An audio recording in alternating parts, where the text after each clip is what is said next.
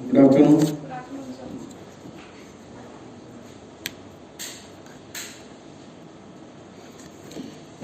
हाँ जी, तो चलिए ठीक है, हम लोग अपनी क्लास को स्टार्ट करते हैं बिना किसी देरी के। तो आज से हम लोग इंडियन ज्योग्राफी स्टार्ट कर रहे हैं, यानी कि भारतीय भूगोल पर बात करेंगे। और हम लोगों का पढ़ने का जो तरीका होगा वो बेसिक टू एडवांस की तरफ चलेगा, क्योंकि बेसिक वाले क्वेश्चन जो है वो अब एग्ज़ाम में आते हैं नहीं।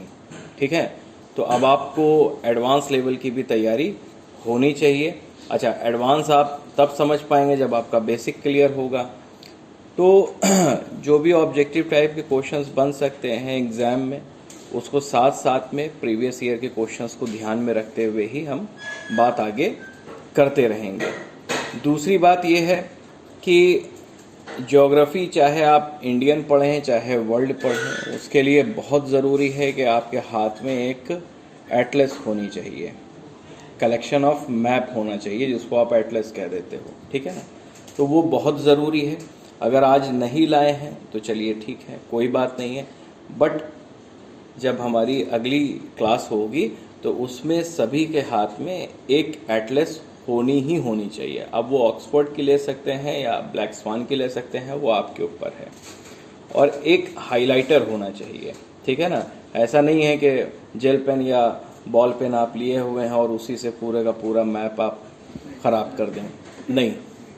ठीक है, तो आपके पास में एक एटलस बुक होना बहुत ज़रूरी है, क्योंकि उसी पर हम हाईलाइट कराते रहेंगे। जो भी करंट अफेयर्स में जो भी इम्पोर्टेंट प्लेसेस बनी रहेंगी वो आपके मेंस के लिए भी इम्पोर्टेंट रहेगी और प्रीलिम्स के लिए इम्पोर्टेंट रहेगी। तो उसका एक कलेक्शन आपके पास में होता जाएगा कि भाई चलिए ठीक है, मान लीजिए कि मेंस के एग्ज़ाम में कोई पूछा गया कोई पर्टिकुलर प्लेस, तो आपको पता तो होना चाहिए कि हाँ इसकी ज्योग्राफिकल लोकेशन है कहाँ पर। हम अगर इसको अर्थ में सर्च करें तो ये है कहाँ पर, और उसके बारे में कुछ इंपॉर्टेंट बातें 2-1-3 लाइन आपको पता होनी चाहिए, क्योंकि 25 to 50 वर्ड्स के अंदर अंदर आपको लिखने के लिए कोई इंपॉर्टेंट प्लेस आ सकती है। तो मैप बहुत ज़रूरी है, आप लोगों के हाथ में एटलस होना बहुत ज़रूरी है, चाहे वो ऑफलाइन में बैठा हुआ बच्चा हो चाहे वो ऑनलाइन में। तो चलिए ठीक है, हम लोग इंडियन ज्योग्राफी पर बात शुरू कर रहे हैं। अच्छा, ये जो क्लास है ये पहले भी एक बार हो चुकी है, यानी कि जो भारतीय भूगोल की ये जो आज क्लास हो रही है ये पहले भी हो चुकी है। बट ये है कि हम लोग इंडियन ज्योग्राफी को बहुत डिटेल में एनालिसिस करेंगे। हम लोग यहाँ पर क्या क्या पढ़ने वाले हैं, हम लोग यहाँ पर पढ़ने वाले हैं पॉलिटिकल इंडियन ज्योग्राफी, यानी कि राजनीतिक भारतीय भूगोल। इसमें हम लोग बात करेंगे भारत में कितने राज्य हैं, भारत में कितने केंद्र शासित प्रदेश हैं। ये तो बेसिक सी बातें हो गई, क्योंकि अब यहाँ से क्वेश्चन ज़्यादा बनता नहीं है। आप लोग अगर जो भी नए बच्चे हैं वो अगर पीडीएफ देख रहे होंगे तो वहाँ पर एडवांस लेवल की भी बातें उसमें लिखी हुई होंगी। इतनी बातें आपको किसी भी एक बुक में नहीं मिलेंगी, चाहे आप महेश कुमार बर्डवाल उठा लीजिए, चाहे आप माजिद हुसैन उठा लीजिए, मिलेगा आपको, बट एक जगह पर कंपाइल नहीं मिलेगा। ये सारी बातें कहीं पर अलग थलग लिखी रहेंगी, लेकिन आपको एक जगह पर जो कुछ भी कंटेंट दिया जा रहा है उस पर आप रिलाई करें, उसको ही आप मल्टीपल टाइम रिवाइज करें। क्वालिटी में आपको किसी प्रकार का कोई कॉम्प्रोमाइज़ नहीं करना है, क्वांटिटी में आप कर सकते हो। ठीक है ना, ऐसा नहीं है कि आज सोचा कि लाओ आज पूरा का पूरा इंडियन पॉलिटिकल ज्योग्राफी हम ख़त्म कर डालें, तो ये तो क्वांटिटी हो गई, बट क्वालिटी बेकार हो जाएगी।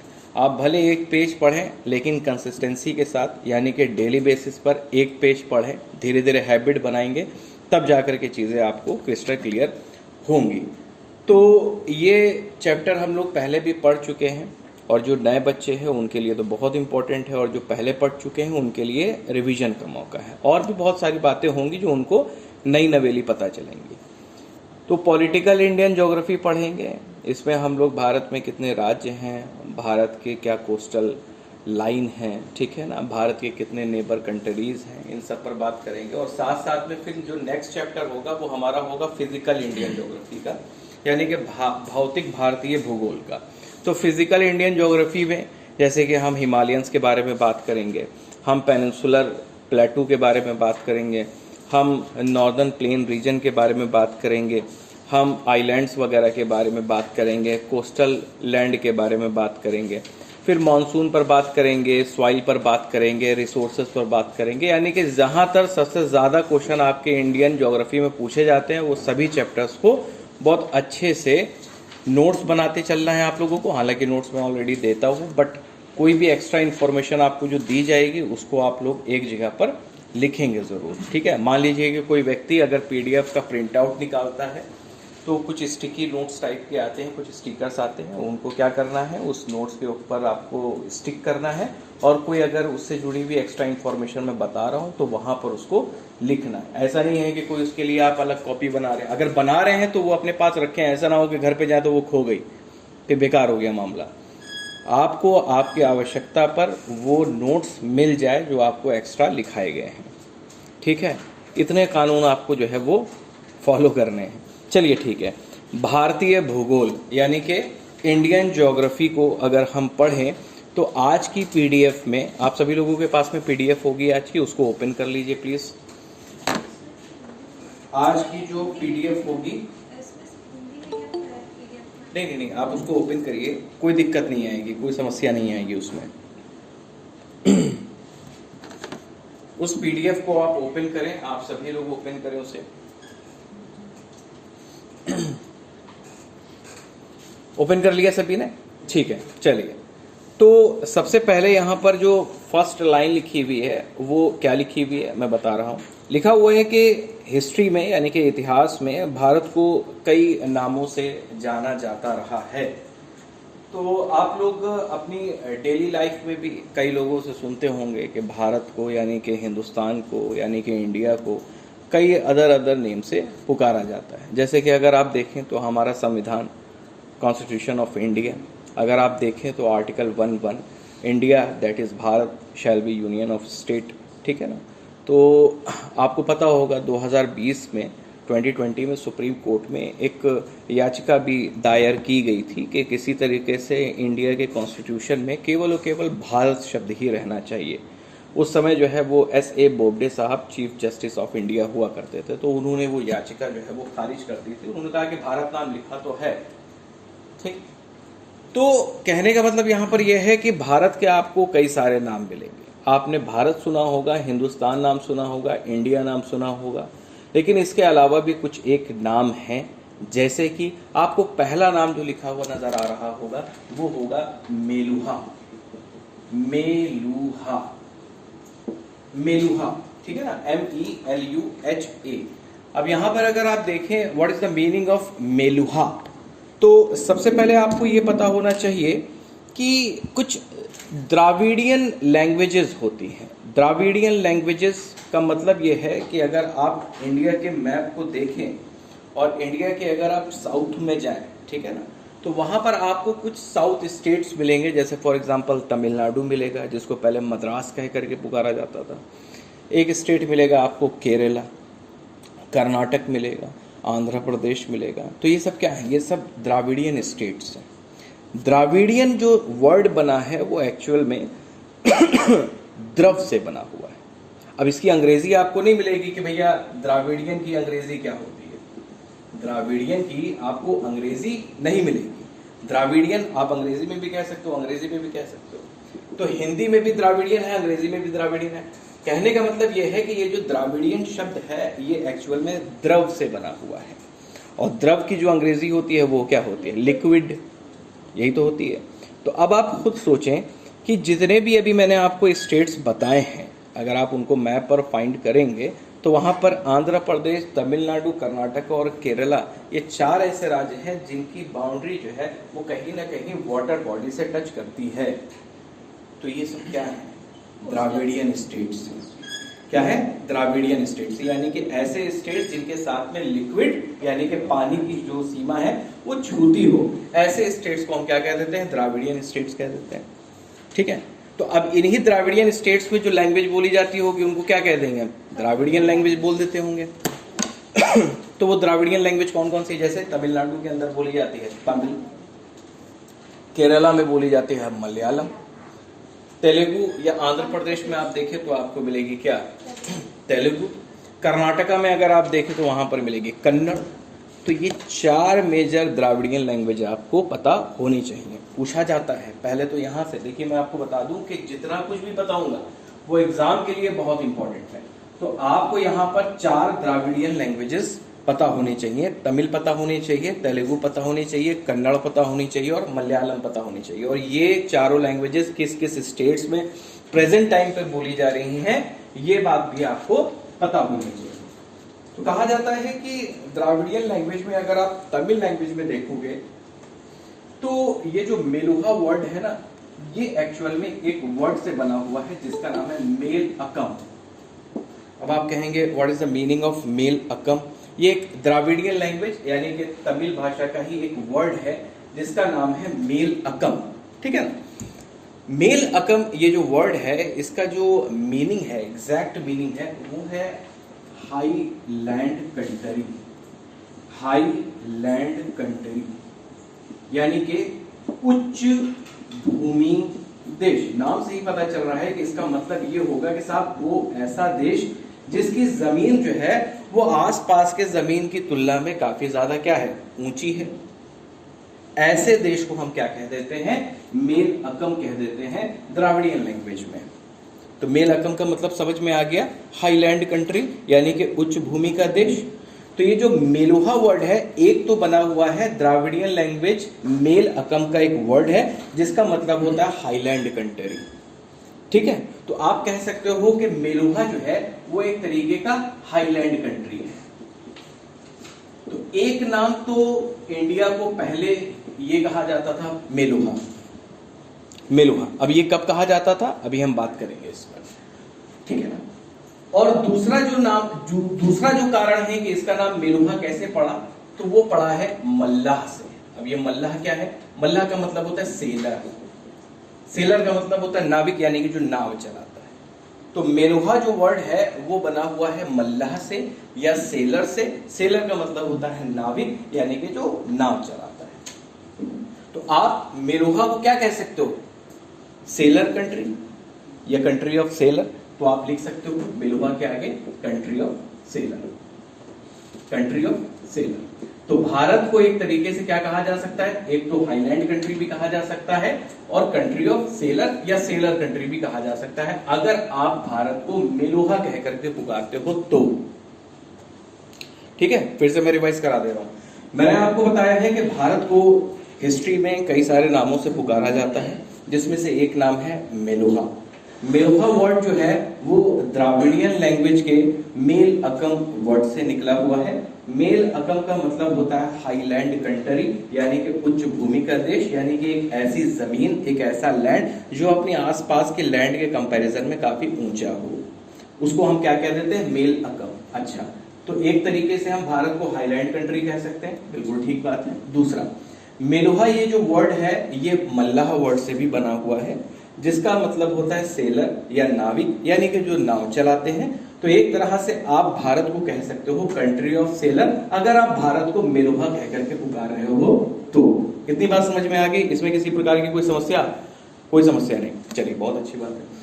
अब सवाल यह है कि ये जो मेलुहा कहा जाता था भारत को आज से लगभग कितने साल पहले कहा जाता था, तो आप वहीं पर मेलुहा वर्ड के आगे लिखा हुआ एक इंफॉर्मेशन देखेंगे। लिखा हुआ है कि 3000 BC के आसपास भारत का एंशियंट नेम मेलुहा हुआ करता था। 3000 BC, 3000 BC। BC का मतलब होता है बिफोर क्राइस्ट, यानी कि ईसा मसीह के, यानी कि जीसस क्राइस्ट के जन्म से लगभग 3000 साल पहले इस भारत देश को मेलुहा कह करके पुकारा जाता था। एक तो बात आपको याद रखनी है। तो अगर आप आज 21st सेंचुरी में जी रहे हो और अगर आपसे पूछा जाए कि आज से तकरीबन कितने साल पहले, तो आप कह दोगे सर आज से तकरीबन 5000 साल पहले। ये तो 3000 BC है। अब 3000 BC में आपको जो है 2000 BC क्या, 2000 ईयर क्या करना पड़ेगा, ऐड करना पड़ेगा। तो 3000 में आप 2000 ऐड करोगे तो 5000 हो जाएगा। तो आज अगर आप 21st AD सेंचुरी में जी रहे हो तो आपको तकरीबन 5000 साल पहले के इतिहास में जाना पड़ेगा, तब आपको पता चलेगा कि भारत को क्या कहा जाता था, मेलुहा कहा जाता था। तो एक तो बात ये पता चली, आज से तकरीबन 5000 साल पहले या आप कह सकते हो 3000 बीसी में भारत को मेलुहा कह करके पुकारा जाता था। इतनी बात।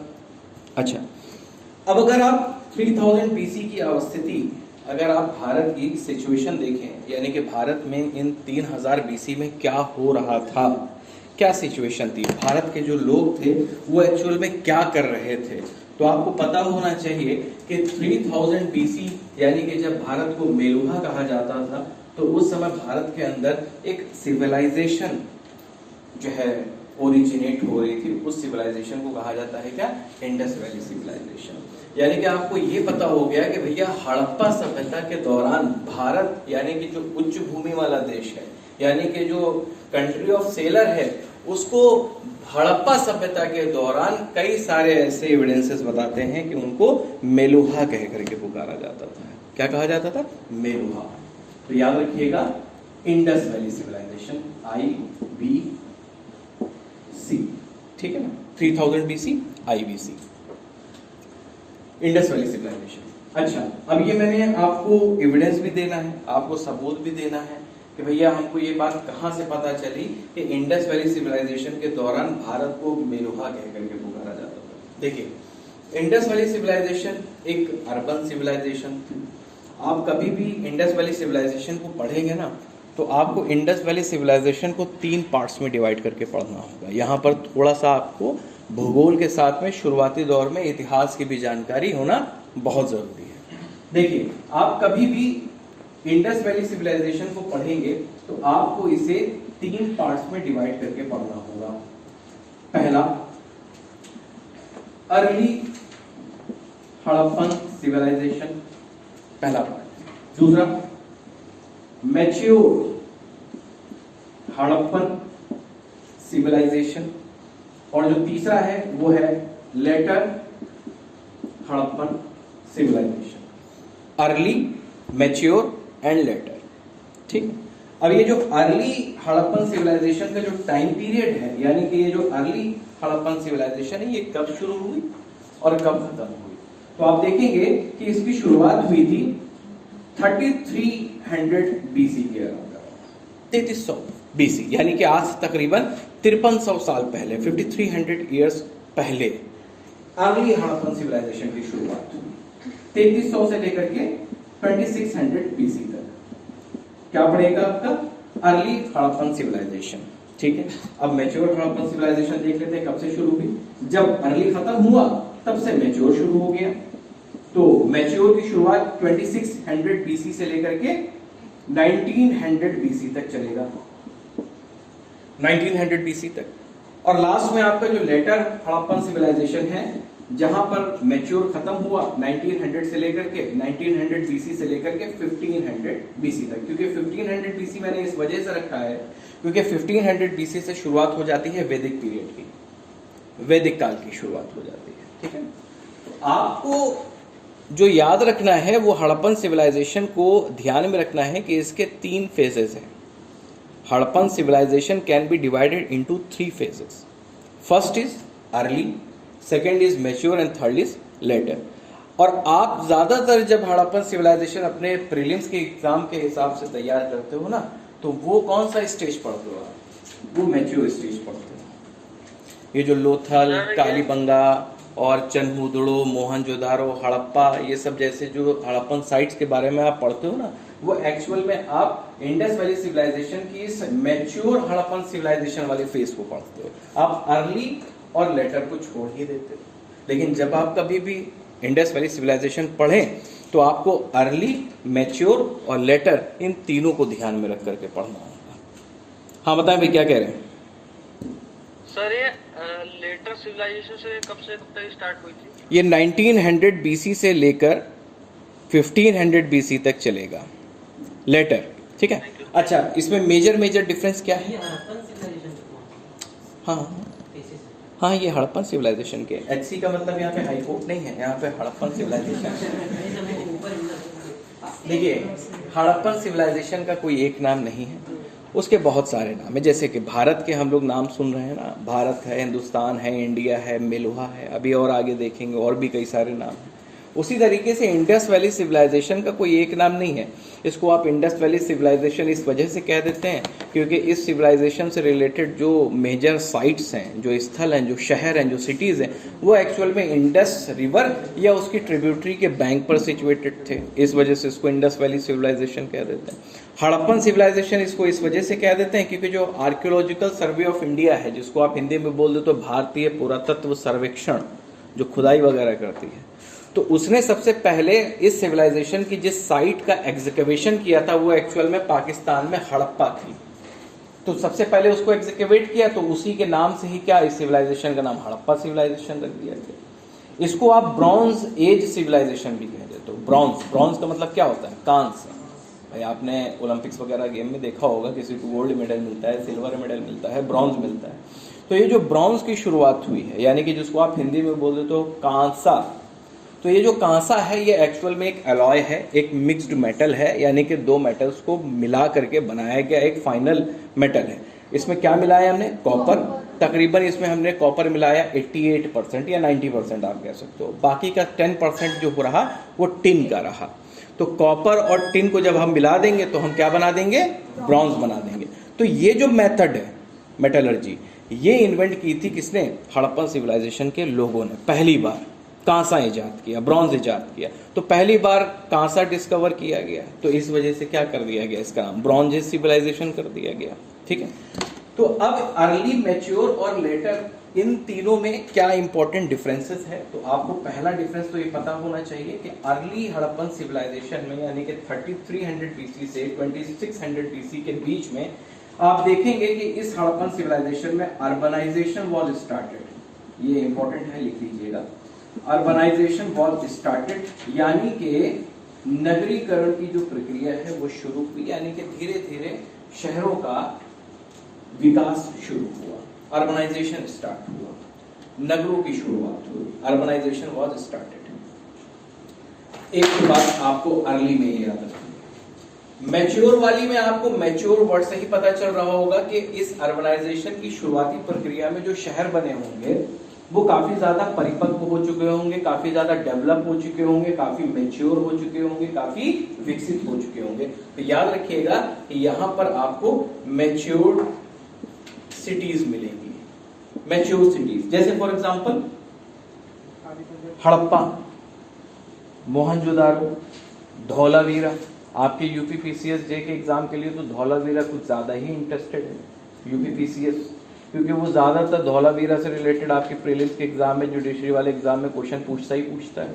अभी जो एग्जाम हुआ 2023 में 12 फरवरी को, उसमें पूछा गया था कि भाई बताइए कि हड़प्पन सिविलाइजेशन की किस साइट से हमको पोर्टेबल वाटर रिजर्व मिला है, यानी कि पीने लायक पानी का एक भंडार मिला है। तो ये जो पीने लायक पानी का भंडार है, इंसान ने तभी सोचा होगा जब उसकी बुद्धि काफी मैच्योर हो चुकी होगी ना, कि हाँ पानी को कहीं ना कहीं में स्टोर करके रखना चाहिए। अगर इन फ्यूचर कभी ड्राउट पड़ जाए, सूखा पड़ जाए, तो इस इमरजेंसी के पीरियड में हम उस पानी का क्या कर सकेंगे? इस्तेमाल कर सकेंगे। तो ये जो डेवलपमेंट होगा वो अचानक से थोड़ी ना हो जाएगा, स्टेप बाय स्टेप होगा ना। तो ये जो धौलावीरा का कंसेप्ट, जो पोर्टेबल वाटर रिजर्व का जो कंसेप्ट है, वो आपको मैच्योर हड़प्पन सिविलाइजेशन के दौर में मिलेगा। ठीक है, समझ में आई बात? ठीक। तो मैच्योर सिटीज आपको मिलेगी। और लास्ट में ये जो लेटर वाला हड़प्पन सिविलाइजेशन का जो पॉइंट है, इसमें क्या इंपॉर्टेंट पार्ट है? इसमें आपको मिलेगा डिक्लाइन ऑफ हड़प्पन सिविलाइजेशन, यानी कि किस प्रकार से हड़प्पा सिविलाइजेशन का क्या हुआ है? पतन हुआ है। तो यहां पर आप लिख लेंगे डिक्लाइन ऑफ हड़प्पा सिविलाइजेशन। ये इंपॉर्टेंट डिफरेंस पता होना चाहिए आपको। ठीक है। तो अब यहां पर हम पहले पकड़ते हैं मैच्योर वाली। हमको मेलुहा जो शब्द हम लोग ज्योग्राफी के रेस्पेक्ट में बात करें वो यहां से क्लियर होना। देखिए होता क्या था मैच्योर हड़प्पन सिविलाइजेशन में, यानी कि 2600 बीसी से 1900 बीसी के दौर में जो हड़प्पा वासी हुआ करते थे वो ट्रेड करते थे, इंटरनेशनल ट्रेड भी करते थे और नेशनल ट्रेड भी करते थे। बट हमको इंटरनेशनल ट्रेड में ज्यादा दिलचस्पी होनी चाहिए।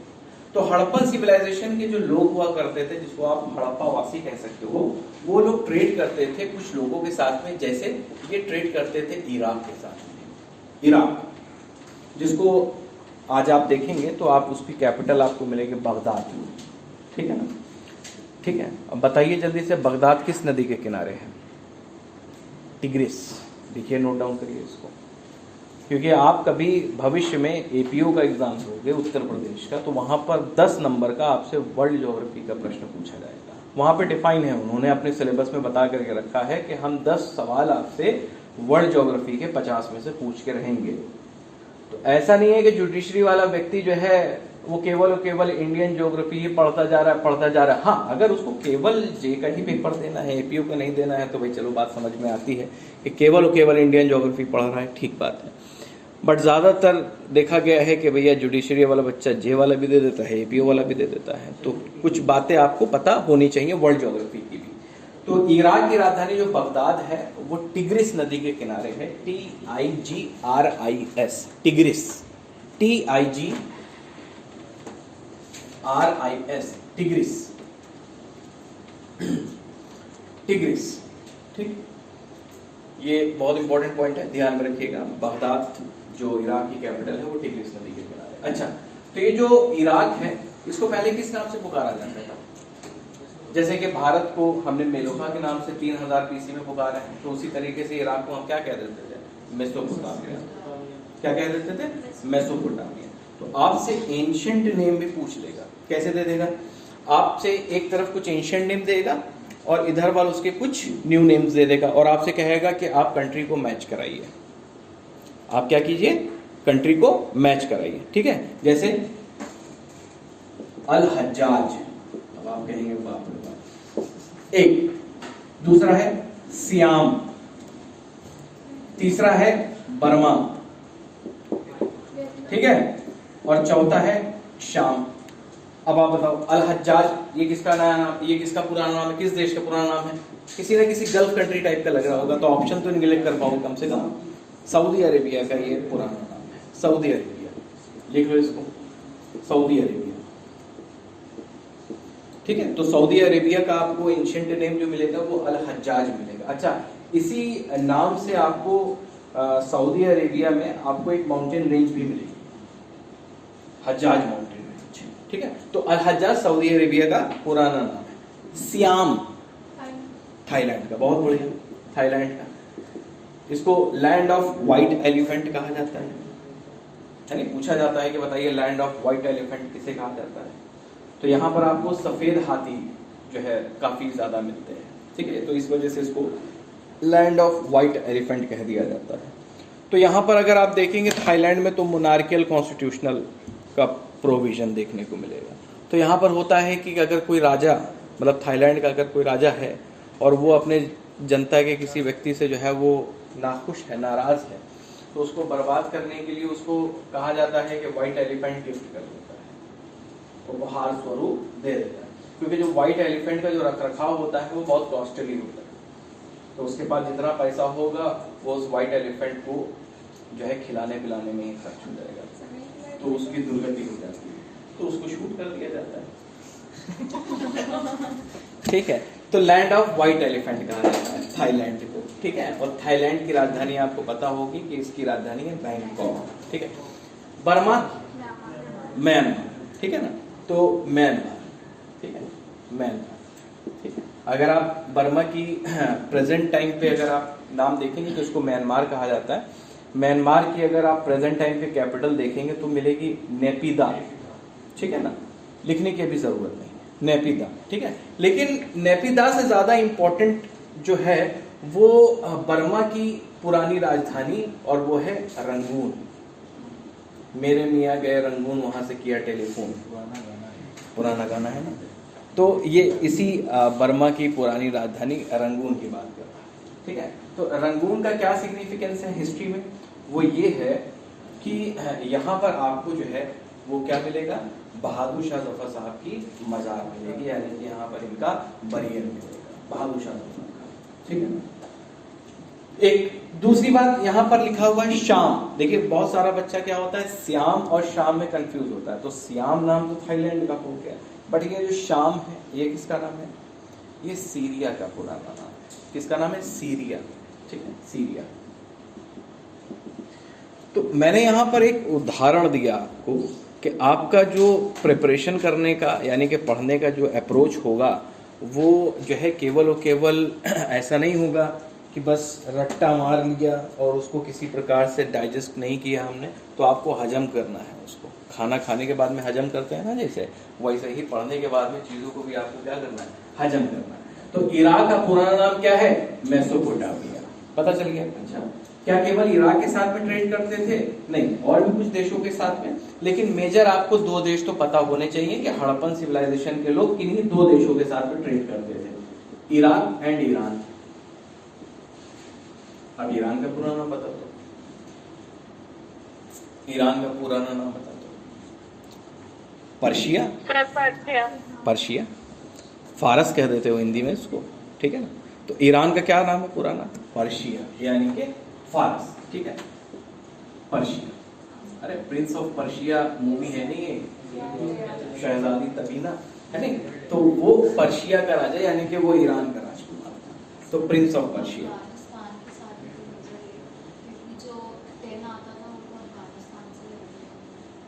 नहीं, मतलब मैंने यहाँ पे ये बताया है कि कम से कम आपको दो देश तो पता होने चाहिए जिनके साथ में हड़प्पा वासी ट्रेड करते थे। अभी क्योंकि हम हड़प्पा सिविलाइजेशन पढ़ा नहीं रहे हैं, आपको केवल मुझे लिंक कराना है कि जो मैं पढ़ा रहा हूँ उसको आप बेहतर किस तरह से समझ सकते हो। ऐसे तो हड़प्पा सिविलाइजेशन के लोग मिस्र के साथ में भी ट्रेड करते थे, इजिप्ट के साथ में भी ट्रेड करते थे, लेकिन मेजर आपको पता होना चाहिए इराक एंड ईरान, ठीक है। तो इराक का पुराना नाम मेसोपोटामिया है, ईरान का पुराना नाम पर्शिया। अच्छा, अब देखो इराक के जो मेसोपोटामिया में एक राजा हुआ करता था इसी दौर में, 3000 BC के दौर में, उसका नाम था सारगोन। ये एक राजा हुआ करता था मेसोपोटामिया का, इराक का एक राजा हुआ करता था, उसका नाम था सारगोन। उसने एक जो है एक तरीके से कहा जा सकता है कि न्यूज़पेपर में बाइट दी, हालांकि उस समय न्यूज़पेपर चलते नहीं थे, बट उसने कुछ संदेश दिया, कुछ मैसेज दिया आने वाली अगली जनरेशन के लिए। उसने कहा कि मेरे स्टेट में यानी कि मेरे मेसोपोटामिया में कुछ देशों के जहाज आते हैं, रुकते हैं और यहाँ से ट्रेड करते हैं। अब वो कौन कौन से देश हैं? पहला इसने नाम लिया दिलमुन। क्या नाम लिया इसने? दिलमुन।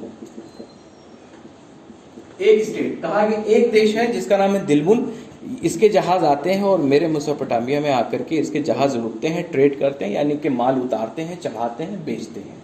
दिलमुन। अच्छा, दूसरा मकरान, मकरान, ठीक। तीसरा मेलुहा। यानी कि हमने ये बताया आपको कि भारत का जो ये एंशिएंट नेम आपको 3000 BC के अराउंड जो मेलुहा मिलता है, वो किसने कहा है? मेसोपोटामिया का एक राजा है, उसका नाम है सारगोन। उसने कहा है कि 3 देश के लोग अपने अपने जहाज लाते हैं और मेरे मेसोपोटामिया में आकर के रोकते हैं। एक देश उसने बताया दिलमुन, दूसरा देश उसने बताया मकरान और तीसरा देश उसने बताया है मेलुहा। यहाँ पर ये जो दिलमुन है ये एक्चुअल में है बहरीन, ये भी एक गल्फ कंट्री है, बहरीन, ठीक है। दूसरा मकरान, ये क्या है? ये मकरान आज का आप कह सकते हो बलूचिस्तान, पाकिस्तान का ही एक प्रोविंस है बलूचिस्तान, ठीक है। और मेलुहा यानी कि इंडिया।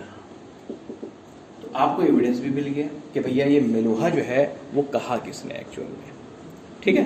तो ये सारगोन की बाइट है, यानी कि सारगोन के मैसेज से। चलिए ठीक है, तो मेलुहा के बारे में आपको इतनी इंफॉर्मेशन मिल गई, ठीक है। चलिए आगे बढ़ते हैं। अब सेकंड नेम जो भारत का बताया जाता है वो बताया जाता है आर्यवर्त। आर्यवर्त का मतलब क्या होता है? तो आर्यवर्त का मतलब होता है लैंड ऑफ आर्यन, यानी कि आर्यों की भूमि, यानी कि वो स्थान, वो जगह जहां पर आर्यंस रहते हो, तो उसको हम क्या कह देते हैं? आर्यवर्त कह देते हैं। तो अब यहाँ पर आप देखेंगे कि आर्यवर्त का ज्योग्राफिकल एक्सपेंशन जो है वो कहाँ से कहाँ तक है, यानी कि आर्यवर्त एक्चुअल में किस ज्योग्राफिकल लैंड को कहा गया है, कहाँ से कहाँ तक उसका फैलाव था। तो आप देखें, आपको ज्योग्राफी की शुरुआत में आपको 2D डायरेक्शन में आपको दिशाओं का ज्ञान होना चाहिए।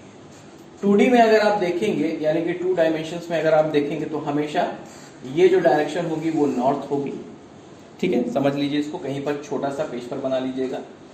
तो ऊपर वाले डायरेक्शन को कहा जाता है नॉर्थ नीचे वाली डायरेक्शन को कहा जाता है साउथ, राइट साइड वाली डायरेक्शन को ईस्ट कहा जाता है और लेफ्ट साइड वाली डायरेक्शन को क्या कहा जाता है, वेस्ट कहा जाता है। अब इसी डायरेक्शन को उठा करके आप आर्यवर्त वाला जो ज्योग्राफिकल एक्सपेंशन दिखाया गया है मैप में वहां पर समझिए। नॉर्थ में क्या दिख रहा है आपको, हिमालय, ठीक है। तो आपने ये देखा कि आर्यवर्त जो भारत का एक पुराना नाम है, उसकी जो नॉर्दर्न बाउंड्री होगी वो क्या होगी, हिमालय। अब साउथ में देखिए क्या है, विंध्याचल रेंज, ठीक है। अब विंध्याचल रेंज एक्चुअल में कहाँ है, मध्य प्रदेश में इसका आपको मैक्सिमम एक्सपेंशन देखने को मिलेगा। और कहा जाता है कि विंध्याचल माउंटेन रेंज एक ऐसी माउंटेन रेंज है जो कुदरत के द्वारा बनाई गई है और वो नॉर्थ इंडिया और साउथ इंडिया को डिवाइड करती है। अगर आपसे कहा जाए क्या है, मिर्जापुर में विंध्याचल वो वही है? हाँ वही है। विंध्याचल का एक एक्सटेंशन आपको मिलेगा जिसका नाम है कैमूर रेंज। तो उसी कैमूर रेंज का जो फैलाव है वो उत्तर प्रदेश के मिर्जापुर तक फैला हुआ है। मिर्जापुर में भी मिलेगा, सोनभद्रा में भी आपको देखने को मिलेगा। तो विंध्याचल का ही एक्सटेंशन है। तो इससे आपको ये पता चला कि उत्तर प्रदेश में भी दक्षिण भारत का आपको एक्सपेंशन मिलेगा। अगर आपसे कहीं पर एक सेंटेंस ये बना दिया जाए कि क्या उत्तर प्रदेश में भी पेनिनसुलर इंडिया का एक्सपेंशन है, तो आपका देखो उत्तर प्रदेश तो उत्तर में है, इसका साउथ इंडिया से क्या लेना देना है, क्योंकि वहां पर आपको विंध्याचल माउंटेन रेंज का मिर्जापुर सोनभद्र वाले इलाके में एक्सपेंशन मिलेगा, ठीक है। और Vindhyachal range is a part of peninsular प्लेटू, ठीक है। तो विंध्याचल क्या है, वो कुदरत के द्वारा बनाया गया नॉर्थ इंडिया और साउथ इंडिया के बीच में एक बाउंड्री लाइन है, ठीक है। तो एंशिएंट और मिडाइवल इंडियन हिस्ट्री में जब कोई व्यक्ति नॉर्थ इंडिया पर अपना कब्जा जमाता था ना, तो ये जो विंध्याचल माउंटेन रेंज है ये एक तरीके का सिक्योरिटी गार्ड की तरह एक भूमिका निभाता था। नॉर्थ इंडिया का बंदा साउथ में नहीं आ पाता था और साउथ का बंदा नॉर्थ में नहीं आ पाता था, ठीक है ना। लेकिन एक शख्स ऐसा हुआ मिडाइवल इंडियन हिस्ट्री में, पहली बार ऐसा हुआ कि कोई राजा जो है वो नॉर्थ इंडिया से south India Vindhyachal mountain range को पार करके गया और उसने सक्सेसफुली साउथ इंडिया को इन्वेड किया, वहां से काफी ज्यादा पैसा लूटा और फिर नॉर्थ इंडिया चलाया और बाद में फिर अपने बड़े पापा यानी कि एक अपने ससुर की हत्या कर दी। वो कौन था, अलाउद्दीन खिलजी, ठीक है ना। क्योंकि उसने जो इन्वेड किया था वो देवगिरी स्टेट पर इन्वेड किया था। आप लोगों ने अगर पद्मावती मूवी देखी हो तो उसमें देखा होगा कि अलाउद्दीन खिलजी जो है वो अपने बड़े पापा जो उस समय दिल्ली सल्तनत के सुल्तान हुआ करते थे उनके बिना मर्जी के साउथ इंडिया गया था, वहां पर इन्वेड करता है और इन्वेड करके बहुत सारा सोना जो है वो नॉर्थ इंडिया वापस लेकर के आता है। तो विंध्याचल माउंटेन रेंज को क्रॉस करके जाता है। तो विंध्याचल माउंटेन रेंज क्या है, एक तरीके की सिक्योरिटी गार्ड है या एक नेचुरल बाउंड्री लाइन है नॉर्थ इंडिया और साउथ इंडिया के बीच में। तो आप देख रहे होंगे कि आर्यवर्त की जो सदर्न बाउंड्री है वो क्या है, विंध्याचल माउंटेन रेंज। इतनी बात समझ में आ गई। अब देखो जरा वेस्ट में क्या है, अरेबियन सी, यानी कि आज भी क्या है, अरब सागर है ना, इंडिया के वेस्ट में आपको अरेबियन सी मिलेगा, अरब सागर मिलेगा, ठीक है। और ईस्ट में क्या है, बे ऑफ बंगाल यानी कि बंगाल की खाड़ी, यानी कि भारत के ईस्ट में आपको क्या मिलेगा, बंगाल की खाड़ी मिलेगी यानी कि बे ऑफ बंगाल मिलेगा। तो ये क्या है, आर्यवर्त है। हिमालय से विंध्याचल तक, अरब सागर से बंगाल की खाड़ी तक जितनी भी जमीन है ये सब क्या है, आर्यवर्त है। अब ये आर्यवर्त जैसा जो टर्म है वो कब का है, तो ये वर्ड जो है वो है त्रेता युग का। कब का है, त्रेता युग का। आपको पता होगा कि हिंदू रिलीजन के अंदर युगों को 4 पार्ट्स में डिवाइड किया गया है। तो सबसे पहला क्या है, कृत यानी कि सतयुग, ठीक है। आपके पीसीएस के एग्जाम में, पीसीएस एग्जीक्यूटिव यानी कि सिविल वाले एग्जाम में ये पूछा गया है कि इन 4 युगों को आपको सीक्वेंस में लगाना है। तो आपको ये 4 युगों का सीक्वेंस भी पता होना चाहिए कि सबसे पहले क्या है, कृत यानी कि सतयुग है, फिर क्या है, त्रेता युग है, फिर क्या है, द्वापर युग है और फिर क्या है, कलियुग है। तो प्रेजेंट टाइम पे कौन सा युग चल रहा है, कलियुग चल रहा है। कलियुग नहीं है, कलियुग है नहीं, कलियुग है। तो कलियुग की शुरुआत कब से हुई है, देखिए उसी के ऊपर लिखा हुआ है 3102 बीसी, यानी कि 3102 बीसी में, आज से तकरीबन 5100 साल पहले कलयुग की शुरुआत हुई है। यानी कि वही दौर है जब भारत का एक नाम जो है मेलुहा भी कहा जाता था। लेकिन ये कलयुग की बात है। और आर्यवर्त कब कहा जा रहा है, त्रेता युग में, यानी कि ये वो युग है जब भगवान श्री राम जो है वो इस धरती पर थे। तो उसमें क्या लिखा हुआ है, लिखा हुआ है कि त्रेता युग में भारत को आर्यवर्त कहा जाता था, कारण बताया गया है। देखिए वहां पर कारण कह रहा है कि श्री राम जी का संबंध युग जो है वो है त्रेता युग, और वाल्मीकि जी की रामायण में श्री राम जी को कई बार आर्य या आर्य पुत्र भी कहा गया है। इसको अंडरलाइन कर दो, ठीक है। ये सब इंटरव्यू के लिए ज्यादा इंपॉर्टेंट है, ठीक है। इसको अंडरलाइन कर लीजिएगा। हाँ हाँ बोलिए बोलिए। वो तो सेकंड है और कलयुग तो उसके बाद का है, और जो टाइम है वो तो मतलब क्या कहते हैं जब इंडस वैली का तब से स्टार्ट हो चुका है, मतलब हो चुका है। हाँ हाँ। तो फिर ये त्रेता युग तो क्या रहा है? किसको?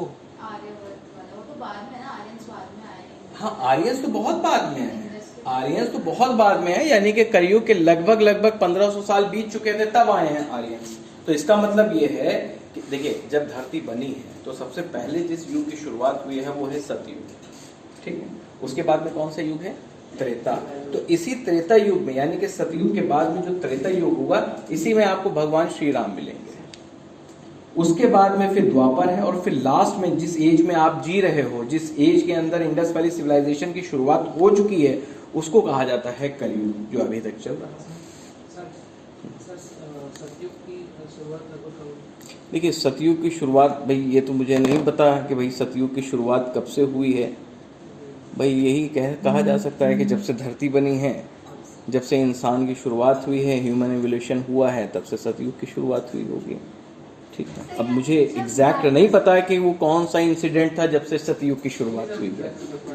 डेट मुझे लगा कि कुछ नहीं देखिए, अच्छा ये मुझे 3102 क्यों याद हो गया? अब ऐसा थोड़ी ना है कि भाई हमको कोई हम पंडित पंडित थोड़ी ना कि हमको पता हो कि कलयुग की शुरुआत क्यों है। ये यूपीएससी में आया वो सवाल है। यूपीएससी में संघ लोक सेवा आयोग में आईएएस के एग्जाम में क्वेश्चन पूछा गया था। क्या पूछा गया था? कुछ कैलेंडर्स दे दिए उसने। पहला कैलेंडर दे दिया विक्रम कैलेंडर, जो प्रीएम्बल कॉन्स्टिट्यूशन के अंदर दिया हुआ है। विक्रम कैलेंडर ही दिया हुआ है, डिस्कस किया हुआ है विक्रम कैलेंडर। शक कैलेंडर जिस पर नेशनल कैलेंडर है हमारा, ठीक है। तीसरा दे दिया गया था उसने, क्या कह देते हैं, गुप्त कैलेंडर। और लास्ट वाला जो था वो कली कैलेंडर था, और एक तरफ डेट दे दी है। उसने कहा कि मैच द फॉलोइंग, मिलाइए कौन सा कैलेंडर किस डेट से शुरू हुआ है। तो जब आप गुप्त कैलेंडर की शुरुआत देखेंगे वो 320 AD से शुरू हुई। फिर अगर आप शक कैलेंडर की शुरुआत देखें वो 78 AD से शुरू हुआ। अगर आप विक्रम कैलेंडर की शुरुआत देखेंगे तो 57 BC से शुरू हुआ। और अगर आप कली कैलेंडर की शुरुआत देखेंगे तो 3102 से हुआ है। इसी वजह से हमें याद हो गया, वरना स्पेशली हम सबके कैलेंडर थोड़ी ना पढ़ने बैठेंगे। जहां तक संभावना है वहां तक आप अपना माइंड लेकर के जाएं। इसी चीज में ये होता है कि टीचर आपकी हेल्प कर देता है, क्योंकि वो प्रीवियस पेपर्स लगा करके आया होता है कि भैया इस तरह के क्वेश्चन बन जाएंगे। मैं यहाँ पर लिख देता हूँ, देखिए गुप्ता कैलेंडर लिख लीजिए इसको।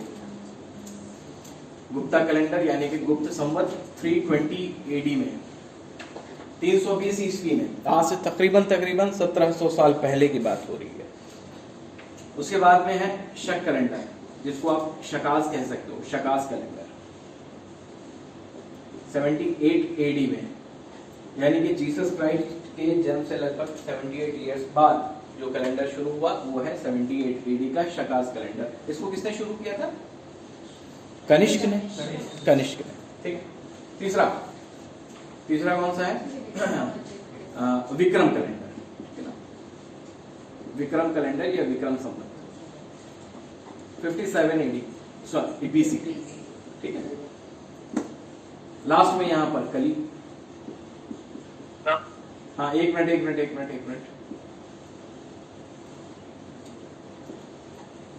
3102 BC, इसको लिख लीजिएगा। हाँ बताएं भाई।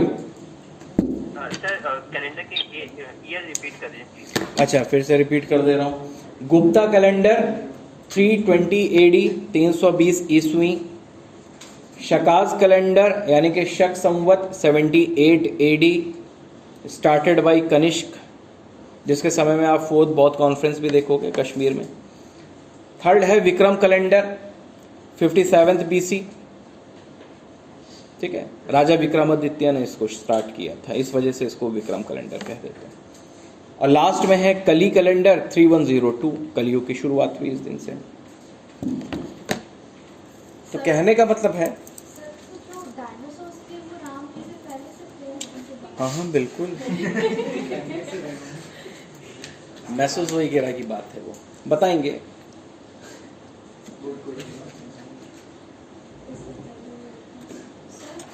हाँ हाँ बताएं। राम भगवान तो पहले आ गए थे, आर्यंस तो बाद में आए हैं, तो आर्यंस ही नाम पर आर्यभट्ट थे या फिर राम भगवान?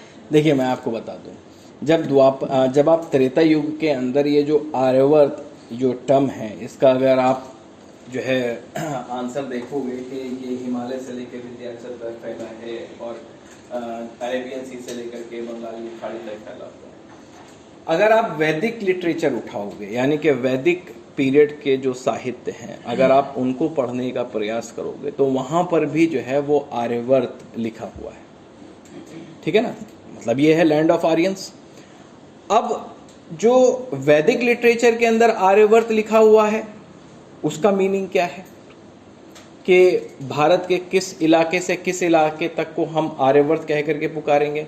तो जब आप वैदिक लिटरेचर पढ़ते हो तब वहां पर आपको फिर से ये आर्यवर्त लिखा हुआ मिलेगा, और ये आर्यवर्त टर्म जो इस्तेमाल किया गया है वो पोस्ट वैदिक पीरियड में नॉर्थ इंडिया के लिए इस्तेमाल किया गया है, ठीक है।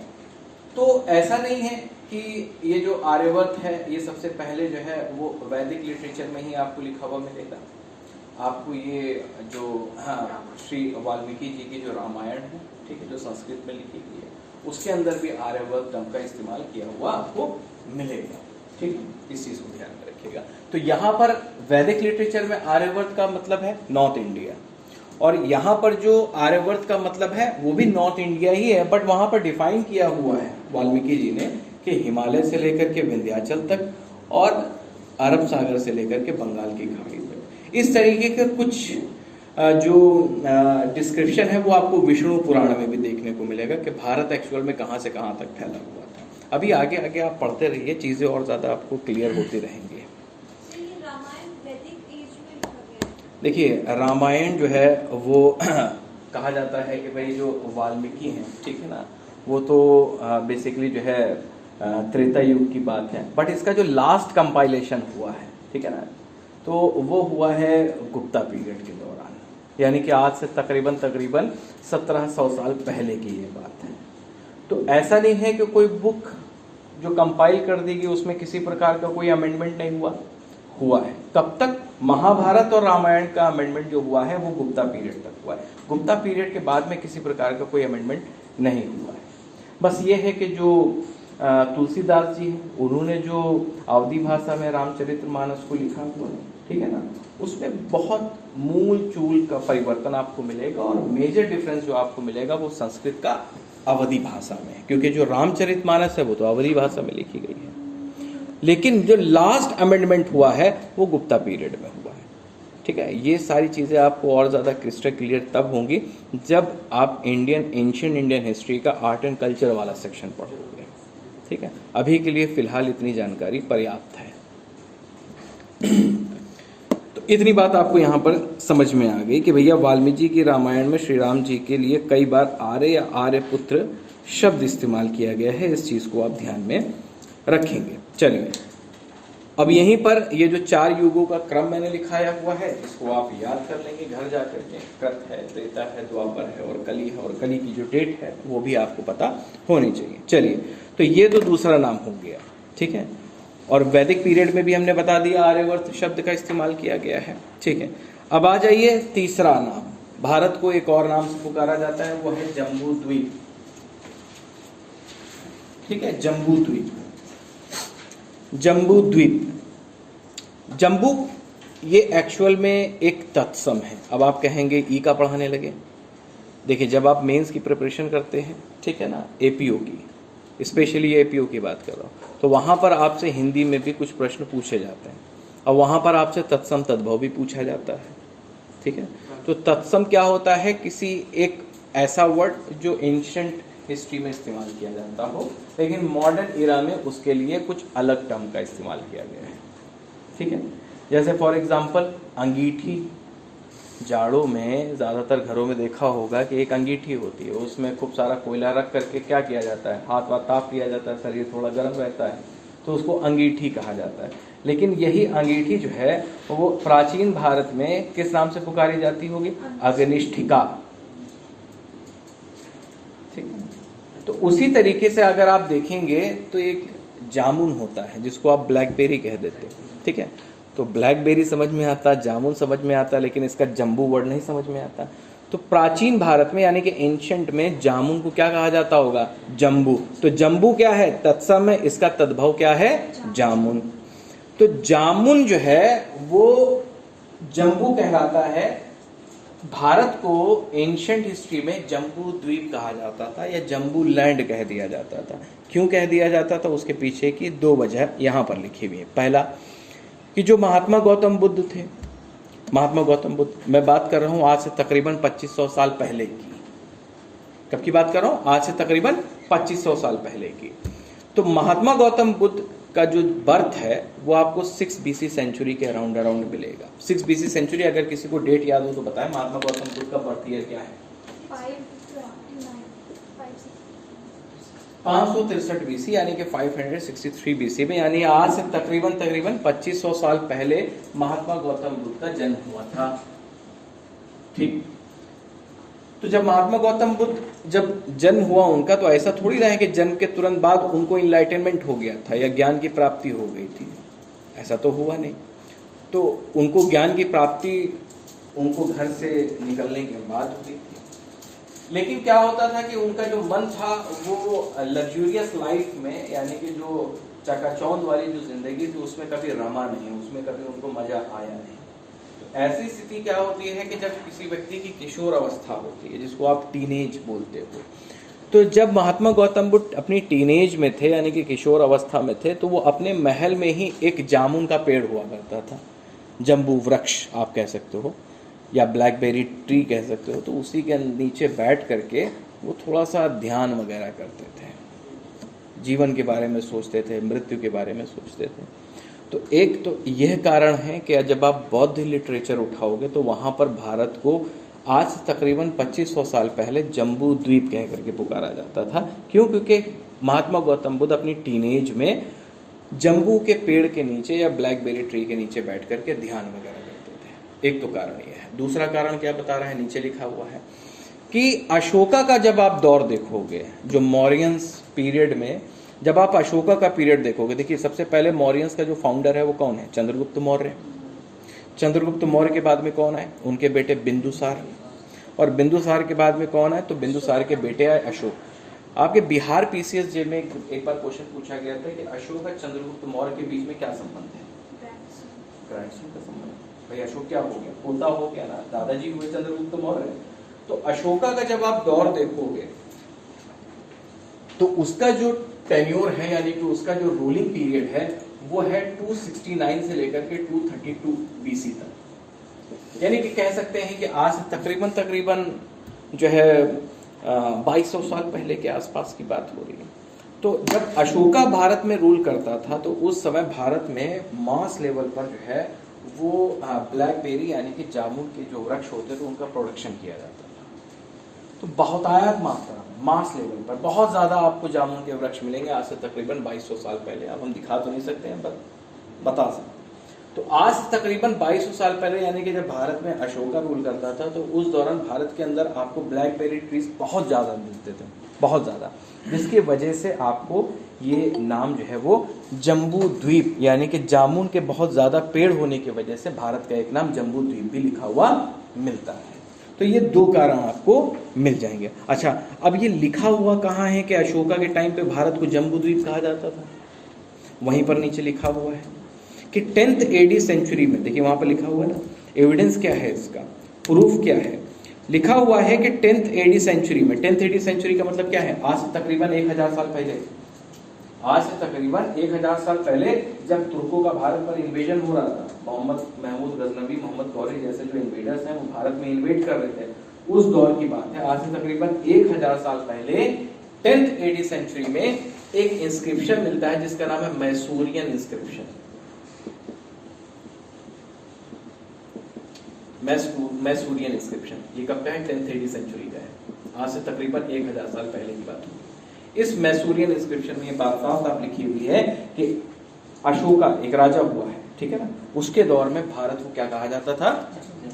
जम्बूद्वीप कहा जाता था। इसी बेसिस पर जो है वो ASI बताती है कि भारत का एक नाम जम्बूद्वीप है, मैसूरियन इंस्क्रिप्शन। अब ये मैसूरियन इंस्क्रिप्शन को अगर आपको पढ़ना है तो आपको किस स्टेट में जाना पड़ेगा? कर्नाटक में जाना पड़ेगा, क्योंकि वहीं पर आपको क्या मिलेगा? इसकी पुरानी राजधानी मैसूर मिलेगी, तो वहीं पर मैसूरियन इंस्क्रिप्शन आपको मिल जाएगा। उसको आप पढ़ेंगे तो आपको पता चल जाएगा कि भारत का एक अदर नेम जम्बूद्वीप भी हुआ करता था। समझ में आ गई बात? चलिए अब आप नेक्स्ट पेज पर आ जाइए जल्दी से। अच्छा, नेक्स्ट पेज में आने से पहले वहां पर देखिए एक इंफॉर्मेशन लिखी हुई है कि आज भी भारत के लिए जम्बूद्वीप शब्द का इस्तेमाल किया जाता है। आज भी भारत के लिए जम्बूद्वीप शब्द का इस्तेमाल किया जाता है, यानी कि वो कौन से ऐसे देश के लोग हैं जो भारत को जम्बूद्वीप कह करके रिप्रेजेंट करते हैं? तो आसियान कंट्रीज जिनको आप कह देते हो, association of south east Asian nation, जिसके अंदर आपको कितने देश मिलेंगे? आसियान में टोटल नंबर ऑफ कंट्रीज कितने हैं? 10। कितने देश हैं? 10 देश हैं। 10 देशों का समूह है क्या? आसियान। तो आसियान में अगर आप इंडोनेशिया देखो, मलेशिया देखो, सिंगापुर देखो, थाईलैंड देखो, तो ये सब पार्ट है आसियान के। तो ये सब भारत को जो है वो जम्बूद्वीप कह कर कभी कभी रिप्रेजेंट करते हैं। तो ये बात भी आपको ध्यान में रखनी है, ठीक है? चलिए बहुत बढ़िया, आगे बढ़ते हैं। तो अभी तक हम लोगों ने मेलुहा वर्ड देखा है, हम लोगों ने आर्यवर्त वर्ड देखा है, हम लोगों ने जम्बूद्वीप वर्ड समझ लिया। अब आगे आइए और नेक्स्ट पेज आप ओपन करें, नेक्स्ट पेज ओपन करें ठीक है? तो नेक्स्ट पेज ओपन करें, जब तक मैं पानी पी लेता हूँ। प्रश्न का जवाब दें आप लोग कि अशोका ने कलिंग पर इन्वेड किस ईयर में किया था?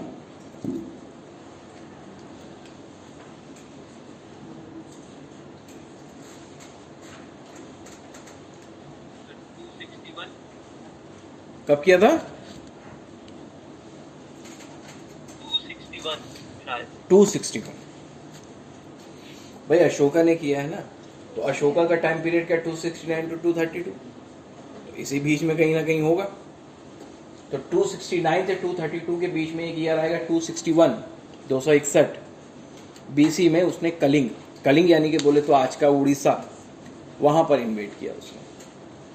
अब आप कहोगे ये क्यों पूछ लिया? अरे भैया अभी बालाशोर में ट्रेन एक्सीडेंट हुआ, हो सकता हो कि उड़ीसा का पुराना नाम कलिंग है, एग्जामिनर की बुद्धि कैसी काम कर रही है, हो सकता हो सीधे से पूछ ले अशोका ने कलिंग पर आक्रमण कब किया था। पूछ सकता है, कुछ भी पूछ सकता है, पुराने बच्चे समझ रहे होंगे मेरी भावनाओं को। हाँ फ्री के बाद ही समझ गए। चलिए ठीक, तो भैया आप मेहनत कर लो, ठीक है? और ये सारी जो बातें हैं ना वो आपको मैंने पहले भी बताया, आप कोई भी बुक, मतलब मैं अपनी पढ़ाई नहीं कर रहा हूँ, बट आप अगर किसी भी बुक शॉप पर जाएंगे और आपको ये सारी चीजें कहीं पर एक जगह पर लिखी हुई मिल जाएंगी, तो एक किताब मेरे लिए भी खरीद लीजिएगा। बिहार में काफी क्वेश्चन आपके पास है। हाँ काफी 50 हाँ, पढ़ते रहो बस। चलिए ठीक है, 4th नंबर देखिए, भारत। ये नाम कैसे पड़ा भाई? सबसे ज्यादा तो फेमस नाम यही है, भारत। हाँ, तो देखिए क्या लिखा हुआ है। लिखा हुआ है कि इतिहास में भारत नाम से अनेक व्यक्ति हैं, मतलब किसी एक व्यक्ति विशेष का नाम भारत नहीं है। भरत, नॉट भारत। भारत नाम जो है वो इतिहास में कई सारे लोगों का हो चुका है। अब जैसे मेरा नाम अकील है, तो ऐसा थोड़ी ना है कि मेरा कॉपीराइट है मेरे नाम पे, बहुत सारे लोगों का नाम हो सकता है। वैसे ही इतिहास में जो भरत नाम है वो कई सारे लोगों का हो चुका है। जैसे फॉर एग्जाम्पल राजा दशरथ के बेटे भरत, भगवान श्री राम के भाई, जिन्होंने खड़ाऊ शासन किया, एक तो नाम उनका है भरत। तो कुछ लोग कह देते हैं कि दशरथ पुत्र भरत के नाम पर इस देश का नाम भारत पड़ गया। तो एक तो आपको ये बात ध्यान में रखनी। दूसरा क्या कह रहा है? लिखा है कि राजा दुष्यंत, ये हस्तिनापुर के राजा हुआ करते थे, ठीक है ना? राजा दुष्यंत और शकुंतला के बीच में गांधर्व विवाह से उत्पन्न एक संतान जिसका नाम था भरत, जो आगे जाकर के बहुत फेमस राजा बनता है, जिसको आप चक्रवर्ती राजा भरत कह करके पुकारते हो, उसके नाम पर भारत नाम पड़ा है, ठीक है ना? गांधर्व विवाह का मतलब समझते हैं, लव मैरिज, ठीक है ना? प्रेम विवाह हिंदी में। तो गांधर्व विवाह ठीक है, जब वैदिक काल पढ़ाएंगे तो वहाँ पर जो है विवाह के कई सारे प्रकार भी देखेंगे। ठीक है, तो एक होता है राक्षस विवाह, भगा के शादी कर लेना। चलिए खैर, तो जब आप राजा दुष्यंत जो हस्तिनापुर के राजा थे और शकुंतला, इन दोनों के जब बीच में जब गांधर्व विवाह हुआ, उससे उत्पन्न एक संतान हुई जो आगे चल करके चक्रवर्ती राजा भारत बना। तो कई सारे हिस्टोरियंस ये कह देते हैं कि राजा दुष्यंत और शकुंतला के बेटे भरत के नाम पर इस देश का नाम भारत पड़ा। दूसरा, तीसरा क्या कह रहा है, लिखा हुआ है कि जैन धर्म के फाउंडर हैं, जैन धर्म के संस्थापक। हो सकता है आप में से कुछ लोग जानते हो जैन धर्म के संस्थापक महावीर स्वामी थे। सभी जानते हैं महावीर स्वामी थे, जानते हैं? नहीं, महावीर स्वामी थोड़ी ना थे, महावीर स्वामी तो लास्ट प्रोफेट थे ना। ठीक है, तो ऋषभ देव कह सकते हैं उनको, या उनको आप आदिनाथ कह सकते हो। ठीक है, ऋषभ देव या आदिनाथ।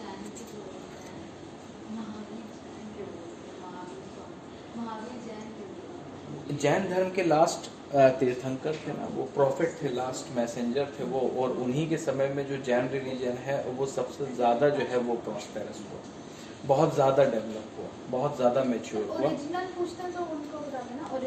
हाँ, अगर आपसे सीधे मान लीजिए कि अगर आपसे एग्जाम में क्वेश्चन ये पूछ लिया गया कि who was the founder of Jain religion, और आपसे एग्जाम में ऑप्शन दिया हुआ है महावीर स्वामी, पार्श्वनाथ, ठीक है ना, अजितनाथ, और एक दे दिया है ऋषभ देव या आदिनाथ, तो बहुत सारे बच्चे होंगे महावीर स्वामी ही याद रहता है उनको, तो महावीर स्वामी टिक लगा देंगे, गलत हो जाएगा आंसर। आंसर होगा ऋषभ देव, क्योंकि आपने पढ़ रखा है कि जैन धर्म के अंदर आपको 24 प्रॉफिट या 24 तीर्थंकर या 24 मैसेंजर्स मिलते हैं। उनमें से जो फर्स्ट मैसेंजर है वो कौन है? ऋषभ देव है, या जिनको आप आदिनाथ कह करके पुकार देते हो। ठीक है, और जो लास्ट प्रॉफिट है या मैसेंजर है वो है महावीर स्वामी, यानी कि 24वें नंबर के। ठीक है, तो याद ये रखना है। तो who was the founder of Jain religion? तो ऋषभ देव।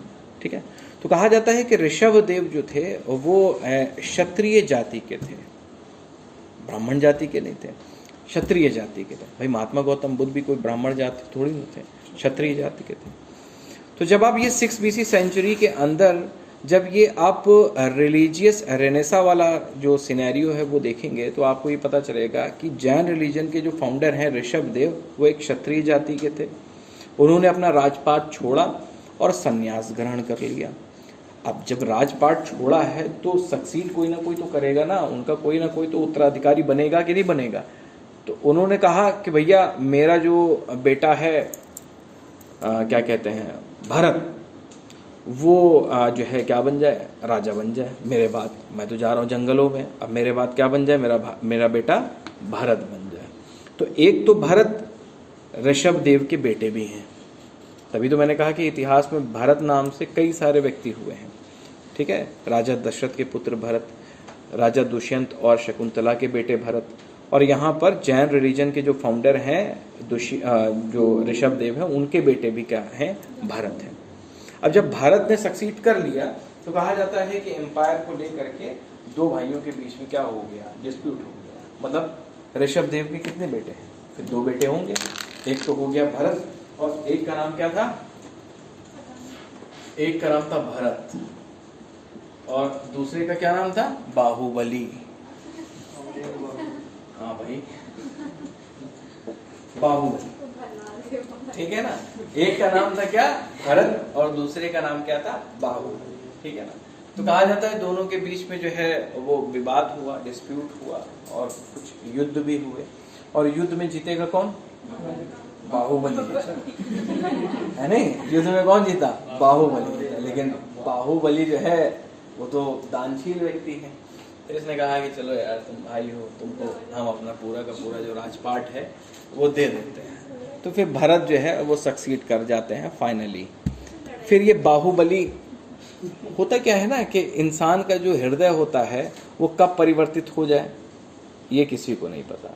बाहुबली को चाहत थी अपने एम्पायर की, अपने राजपाट की, बट कहा जाता है कि जब ये युद्ध कर रहे थे उसी दौरान इनको जो है कुछ सन्यासी मिलते हैं, वो उनको जो है वो कुछ सरमन देते हैं, कुछ उपदेश वगैरह देते हैं, जिससे उनको जो लग्जूरियस लाइफ होती है उससे उनका जो है मन जो है वो उलट जाता है।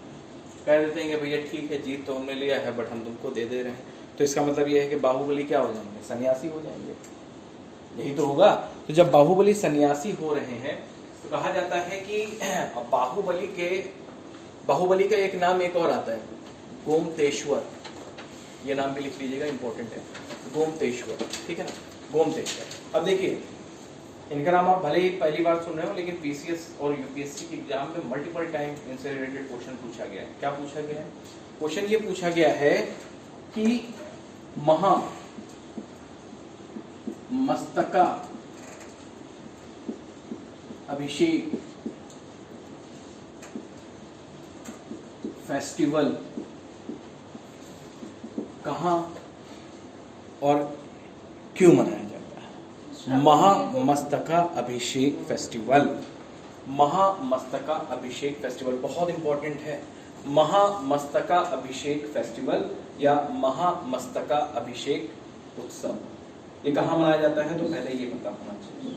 आप जाएं कर्नाटका स्टेट, कर्नाटका स्टेट में जो है आपको एक डिस्ट्रिक्ट मिलेगा जिसका नाम है हासन, एक जिला है, श्रवणबेलगोला कोई जिला नहीं है, वो एक पिलग्रिमेज साइट है जैन रिलीजन के लिए। तो जब आप कर्नाटक के हासन डिस्ट्रिक्ट में जाओगे तब वहां पर आपको जो है वो एक जैन रिलीजन की एक साइट मिलेगी जिसका नाम है श्रवणबेलगोला। क्या नाम है? श्रवणबेलगोला। तो श्रवणबेलगोला में जो है ये महामस्तकाभिषेक फेस्टिवल मनाया जाता है हर 12 साल के गैप पर, एवरी 12 ईयर्स, 12 साल की गैप, हर 12 साल के अंतराल पर क्या मनाया जाता है फेस्टिवल? कर्नाटक के श्रवणबेलगोला में महामस्तकाभिषेक फेस्टिवल मनाया जाता है और ये जैन रिलीजन का फेस्टिवल है, जैन रिलीजन। सर डिस्ट्रिक्ट का नाम है Hassan district, HASAN, Hassan district. इसी हासन डिस्ट्रिक्ट के पास में आपको जो है वो KGF मिलेगा, कोलार गोल्ड, है नहीं? खैर, तो ये महामस्तकाभिषेक फेस्टिवल जो है वो किसके लिए मनाया जाता है? ये बाहुबली गोमतेश्वर के लिए मनाया जाता है। तो ये तो संन्यास ग्रहण कर लेते हैं, सारा राजपाट अपने भाई को दे दिए भरत को। अब ये जो बाहुबली है ना, अच्छा ये जो महामस्तकाभिषेक फेस्टिवल है तो होता क्या है, यहाँ पर हर 12 साल के मौके पर यहाँ पर श्रवणबेलगोला में बाहुबली की तकरीबन 57 फीट ऊंची एक मूर्ति बनाई गई है, पत्थर की है, एक स्टोन स्टैचू है और एक ही पत्थर को काट करके तराशा गया है उनकी मूर्ति, ठीक है ना, एक ही पत्थर को काट के, ठीक है, तराश करके बाहुबली यानी कि गोमतेश्वर की एक 57 फीट की ऊंची एक स्टोन स्टैचू जो है वो असेंबल्ड की गई है इसी श्रवणबेलगोला कर्नाटका के स्टेट के अंदर, ठीक है। अब ये जो 57 फीट की जो प्रतिमा है, जो स्टैचू है बाहुबली साहब की, ये किसने यहाँ पर इस्टेब्लिश करवाई है? क्वेश्चन ये पूछा जाता है।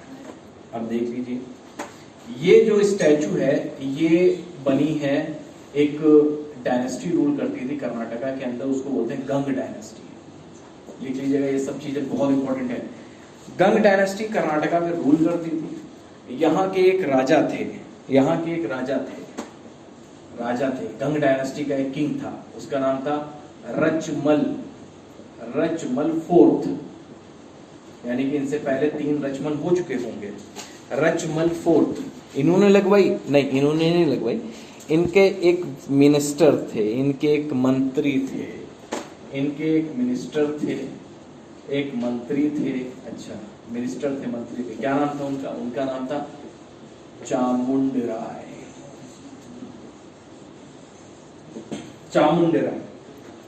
चामुंडराय, ठीक है। फिर से बोल दे रहा हूं, कर्नाटका के श्रवणबेलगोला जो कि हासन डिस्ट्रिक्ट में है, यहाँ पर बाहुबली यानी कि गोमतेश्वर की एक 57 फीट की एक ही पत्थर को तराश करके एक मूर्ति लगाई गई है।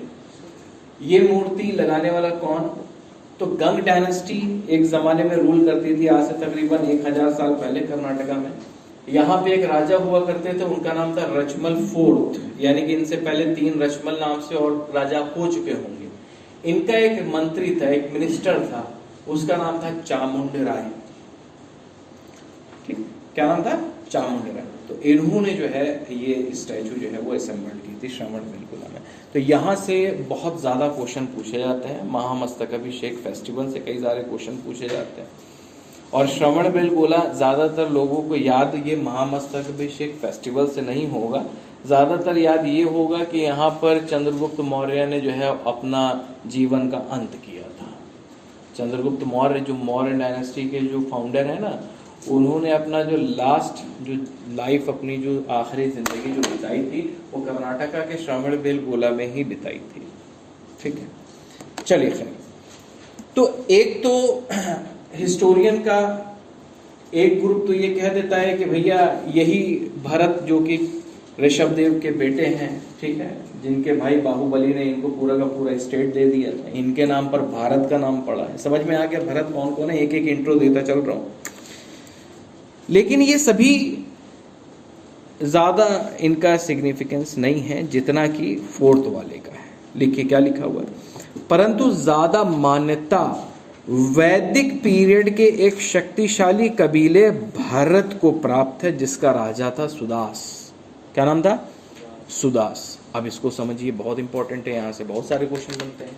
देखिए आपको पता है कि वैदिक पीरियड है जिसको आप वैदिक काल कह करके पुकारते हो, और वैदिक पीरियड का जो टाइम पीरियड है वो है 1500 BC से लेकर के 600 BC, यानी कि तकरीबन जो है वो कह सकते हैं आपकी 900 साल के आसपास जो है वो आपको वैदिक पीरियड देखने को मिलेगा, तकरीबन 900 साल तक।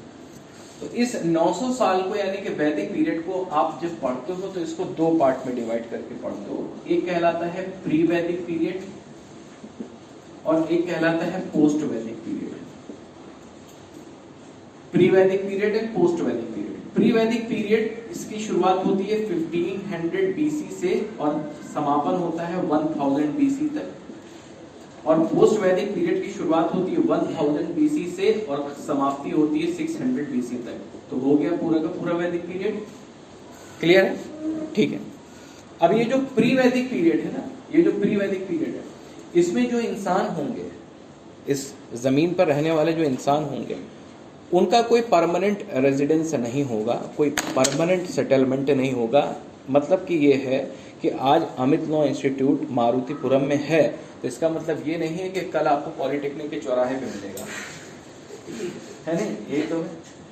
लेकिन जो प्री वैदिक पीरियड के जो लोग थे, ठीक है ना, ये जरूरी नहीं कि आज एक जगह पर रह रहे हैं तो कल पॉलिटेक्निक के चौराहे पे मिल सकते हैं।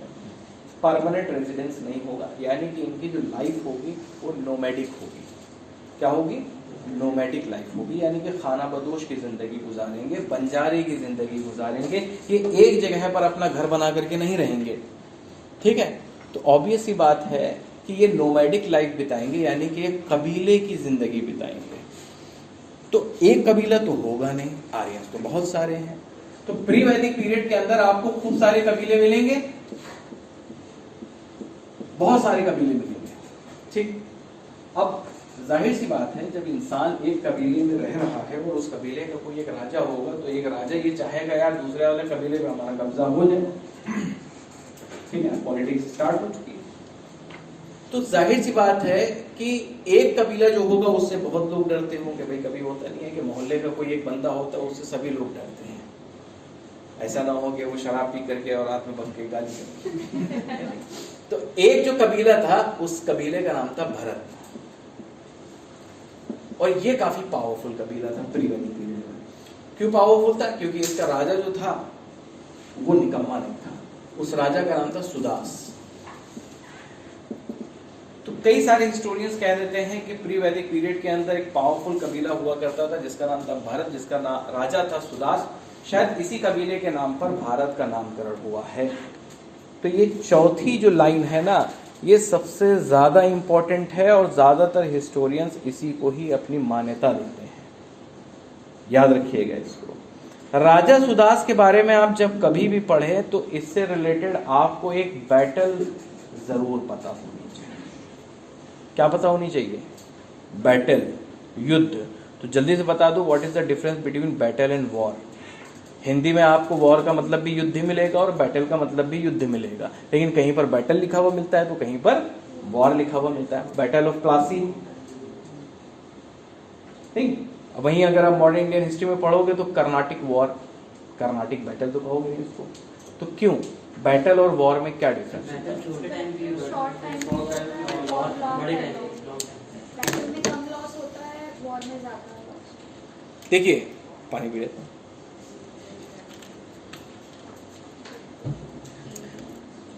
बैटल और वॉर में मेजर डिफरेंस जो होता है वो ये होता है कि जो बैटल होती है उसका जो ड्यूरेशन होता है वो शॉर्टर होता है, छोटा होता है।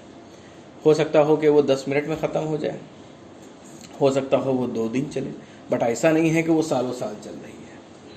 प्लासी का जो युद्ध हुआ था, बैटल ऑफ प्लासी जिसे आप कह देते हो 1757 में, जिसमें एक तरफ थे Robert Clive, east India company के ऑफिसर, और दूसरी तरफ थे बंगाल के नवाब सिराजुद्दौला। 2 घंटे के अंदर काम तमाम हो गया, उन्होंने बैटल फील्ड छोड़ दी, मुर्शिदाबाद भागे और वहाँ जाकर के उनकी हत्या कर दी गई और बंगाल अंग्रेज़ों के कब्जे में आ गया। तो ये 2 घंटे के लिए चली लड़ाई। लेकिन अगर वहीं पर अगर आप कर्नाटिक वॉर देखोगे, ठीक है ना, तो वहाँ पर आपको कर्नाटिक वॉर जो है वो 1-2 घंटे या 1-2 दिन के अंदर ख़त्म होती हुई नज़र नहीं आएगी।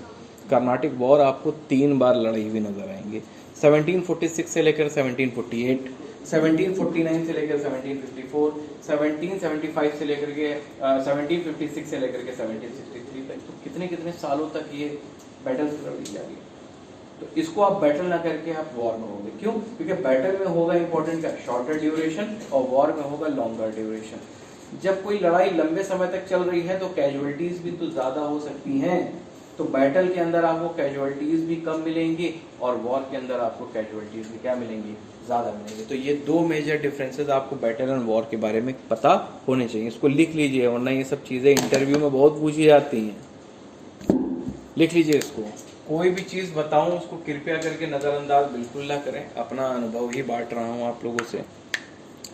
एक तरफ वॉर लिख लीजिए, एक तरफ बैटल लिख लीजिए। वॉर के नीचे लिखिए longer duration and more casualties, और बैटल के अंदर लिख लीजिए shorter duration and lesser casualties.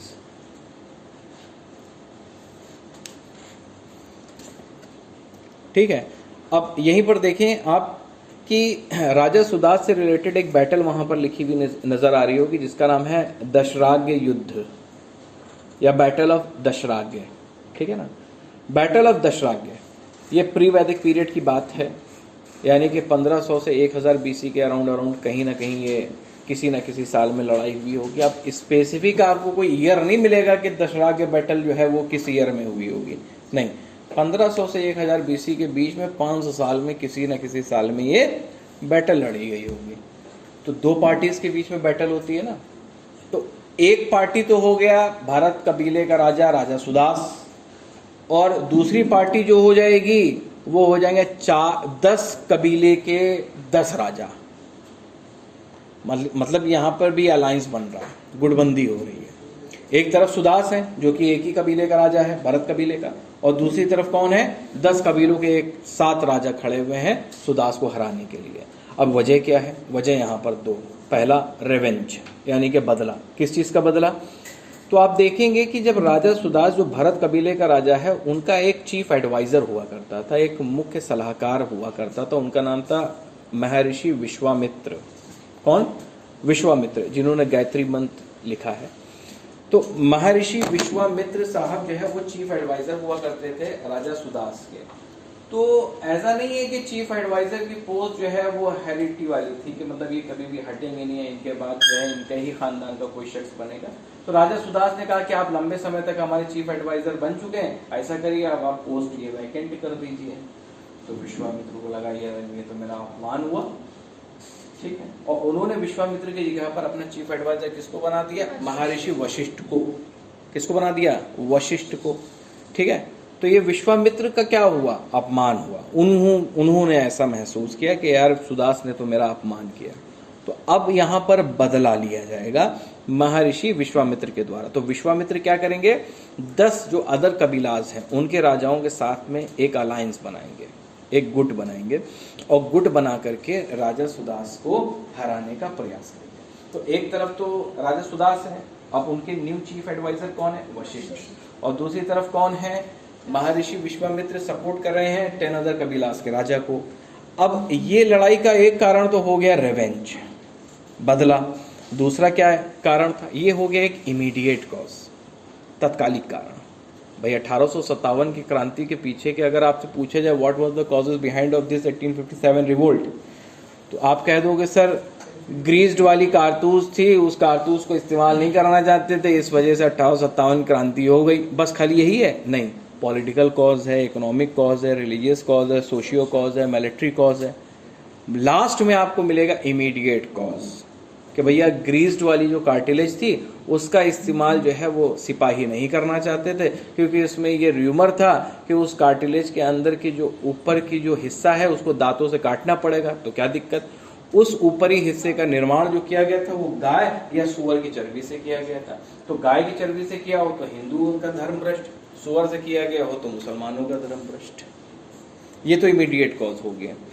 तो ये जो सुदास और 10 अदर कबीलास के बीच में जो लड़ाई का जो इमीडिएट कॉज था वो तो विश्वामित्र का रिवेंज था, लेकिन पीछे जो कारण था वो था जल विवाद, पानी का, वाटर डिस्प्यूट था। और वो पानी किसका था, वो एक रिवर का था, यानी कि रिवर वाटर डिस्प्यूट आज की बात नहीं है, ये लगभग आज से जो है वो कितने साल पुरानी बात हो गई, 3500 साल पुरानी बात हो गई भाई साहब। 3500 साल पहले भी रिवर वाटर डिस्प्यूट चलता था। किस आर्टिकल में है? 262। बहुत बढ़िया। तो राजा सुदास और 10 अदर कबीलास के बीच में ये जो लड़ाई हुई जिस नदी के पानी को लेकर के, वो पानी कौन सा था, रावी नदी का पानी। वहां पर देखिए नदी मैंने बनाई हुई दिखाई पड़ रही होगी, नदी बनी है, वो रावी नदी है। अब रावी नदी तो आज मॉडर्न नेम हो गया इसका, लेकिन वैदिक पीरियड जब आप पढ़ोगे और वैदिक लिटरेचर उठा करके पढ़ोगे तो वहां पर रावी नदी का नाम लिख करके आएगा परुष्णी। क्या लिख करके आएगा, परुष्णी, परुष्णी, परुष्णी, ठीक है, ये परुष्णी। अब आपके ही पीसीएस जे के एग्जाम में कई बार पूछा गया है कि बताइए दशरथ का युद्ध किस नदी के किनारे हुआ था। अरे अभी जो 12 तारीख को हुआ है इसी में पूछा गया है, तो क्या आंसर करोगे, परुष्णी कर दो, क्योंकि इसी के पानी को लेकर के विवाद था और इसी किनारे दोनों गुटों के बीच में लाठी डंडे चल गए। अब कौन जीता, सुदास जीत गया। सुदास क्या कर गया, 10 के 10 राजाओं को खा गया, मतलब जीत गया वो, ठीक है। अब आपसे क्वेश्चन ये पूछा जाएगा कि सर जी ने इतनी बातें जो बकबकाई हैं ये ऋग्वेद में कहीं लिखी हुई मिलती हैं क्या? हाँ, ऋग्वेद में लिखी हुई मिलती हैं, क्योंकि वैदिक पीरियड के जो इम्पोर्टेंट सोर्सेज हैं, जो लिटरेचर है, वो 4 वेद हैं, ऋग्वेद, यजुर्वेद, सामवेद और अथर्ववेद। तो ये जो राजा सुदास और 10 अदर कबीलास के बीच में जो दशहरा के युद्ध हुआ है रिवेंज और वाटर डिस्प्यूट को लेकर के, ये ऋग्वेद के 7th चैप्टर में इंफॉर्मेशन मिलेगी इसकी। यही क्वेश्चन पूछा जाएगा आपसे, अभी तक नहीं पूछा गया है कि बताइए दशहरा के युद्ध जो है वो ऋग्वेद के किस पार्ट में है, किस मंडल में है, तो 7वां मंडल टिक लगा दीजिएगा। अभी 12 तारीख को क्वेश्चन पूछा गया था कि किस नदी के किनारे हुआ था, तो रावी नदी यानी कि परुष्णी नदी। अब वहां रावी ना ढूंढने लगेगा, वो देगा नहीं रावी, परुष्णी देगा, परुष्णी लगाइएगा, ठीक है। अच्छा, ये जो विश्वामित्र और वशिष्ठ की जो दुश्मनी है ये भी आपको कई सारी जगहों पर देखने को मिलेगी। इसी तरीके से एक इंसिडेंट मैं और बता देता हूँ, ज्योग्राफी से ही रिलेटेड है। आप लोगों ने जो है एक नदी का नाम सुना होगा, जब मैं इंडियन रिवर सिस्टम पढ़ाऊंगा तो उसको जो है मैं 3-4 पार्ट्स में डिवाइड करके पढ़ाऊंगा। आप कभी भी इंडियाज रिवर सिस्टम पढ़ें तो आप उसको 5 दिन के अंदर या 6 दिन के अंदर कंप्लीट करने की कोशिश करें। अब 1 दिन के अंदर सारा रिवर सिस्टम पढ़ो, सारी रिवर्स जो है वो बह जाएंगी। 1 दिन पढ़िए हिमालयन, 1 दिन पढ़िए इंडस रिवर सिस्टम, 1 दिन पढ़िए गंगा रिवर सिस्टम, 1 दिन पढ़िए ब्रह्मपुत्र रिवर सिस्टम और 1 दिन पढ़िए साउथ इंडिया की रिवर। 4 दिन के अंदर ये रिवर्स कंप्लीट हो जाएंगे। बाकी 5वें और 6ठे दिन झरने पढ़ लो, झील पढ़ लो, खत्म हो जाएगी, ठीक है। तो जब आप गंगा का रिवर सिस्टम पढ़ते हो, जिसको आप भारत की सबसे लंबी और सबसे बड़ी नदी कह देते हो, गंगा 25-25 किलोमीटर, 25-25 इसकी लेंथ है, 25-25। लेंथ याद करने की ज़रूरत नहीं है, लेकिन गंगा की आप याद रख लीजिएगा, इंटरव्यू में हो सकता हो पूछ लिया जाए। हो भी रहा है गंगा यमुना के संगम पर इंटरव्यू, उत्तर प्रदेश लोक सेवा आयोग भी तो है प्रयागराज में। तो जब आप गंगा का रिवर सिस्टम पढ़ते हो तो वहीं पर राइट साइड से गंगा नदी में एक नदी आकर के अपना पानी मिलाती है। उस नदी का नाम है कर्मनाशा नदी। सुने हैं कभी कर्मनाशा नदी के बारे में? कभी नहीं सुने कर्मनाशा?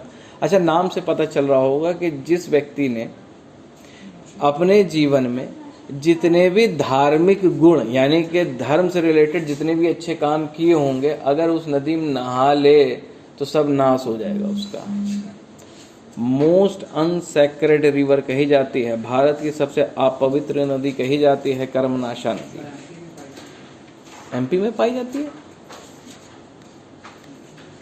अभी बता रहे, ठीक है। अनसेक्रेड रिवर कर्मनाशा नदी। अब क्यों कह देते हैं अभी बता रहे हैं, ठीक है। तो जब आप कर्मनाशा नदी देखेंगे, अब जैसे कि आज आप लोग एटलस नहीं लेकर के आए, अगली क्लास में लेकर के आना, तो वहीं पर हाईलाइट से आपको कर्मनाशा नदी को क्या करना पड़ेगा, हाईलाइट करना पड़ेगा।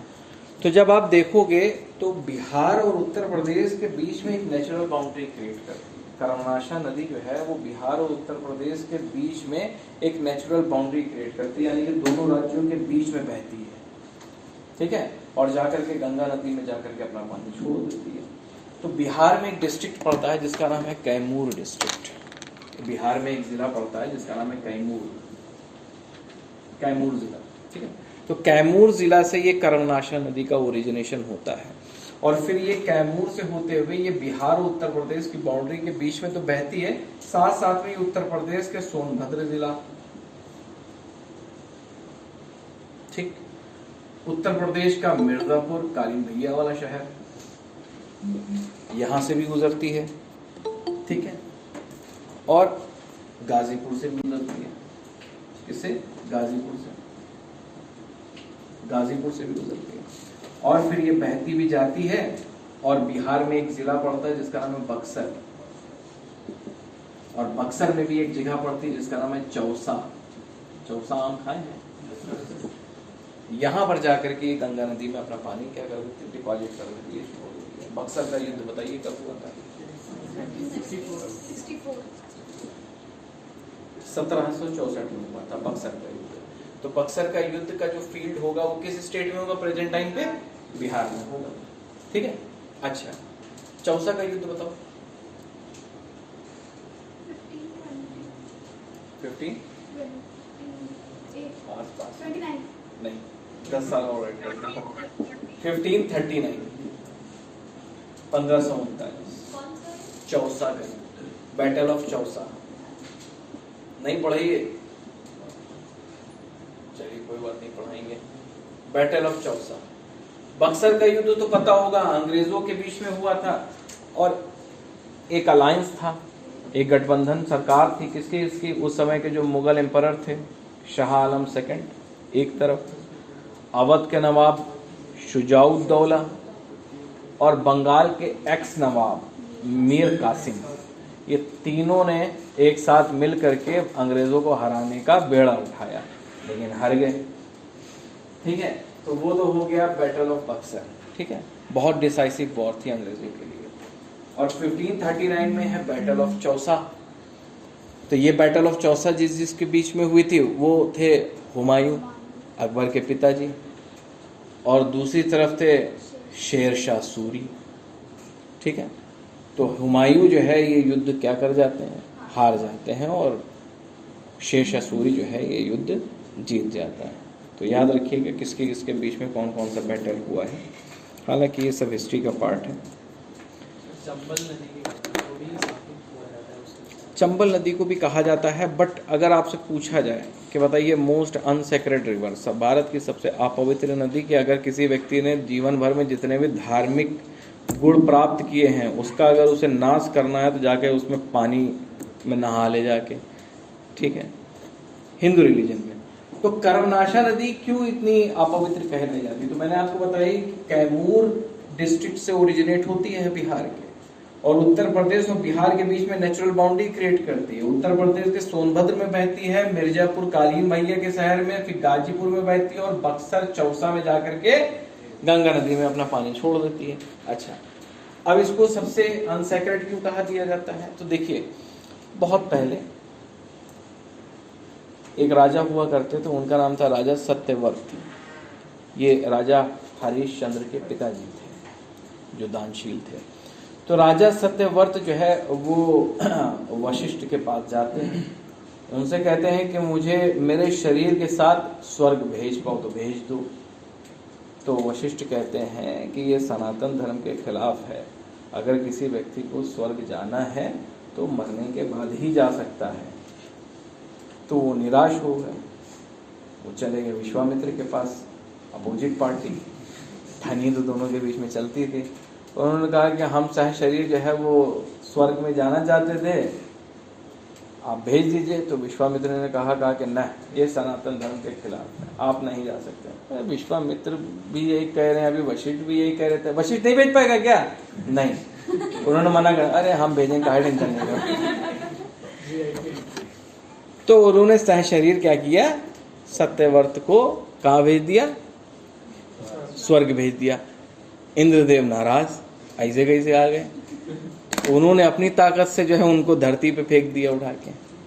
अब वो आसमान से नीचे गिर रहे हैं, तो भाई ऊपर से जब नीचे व्यक्ति गिर रहा है तो मुंडी नीचे होगी, सर ऊपर होगा।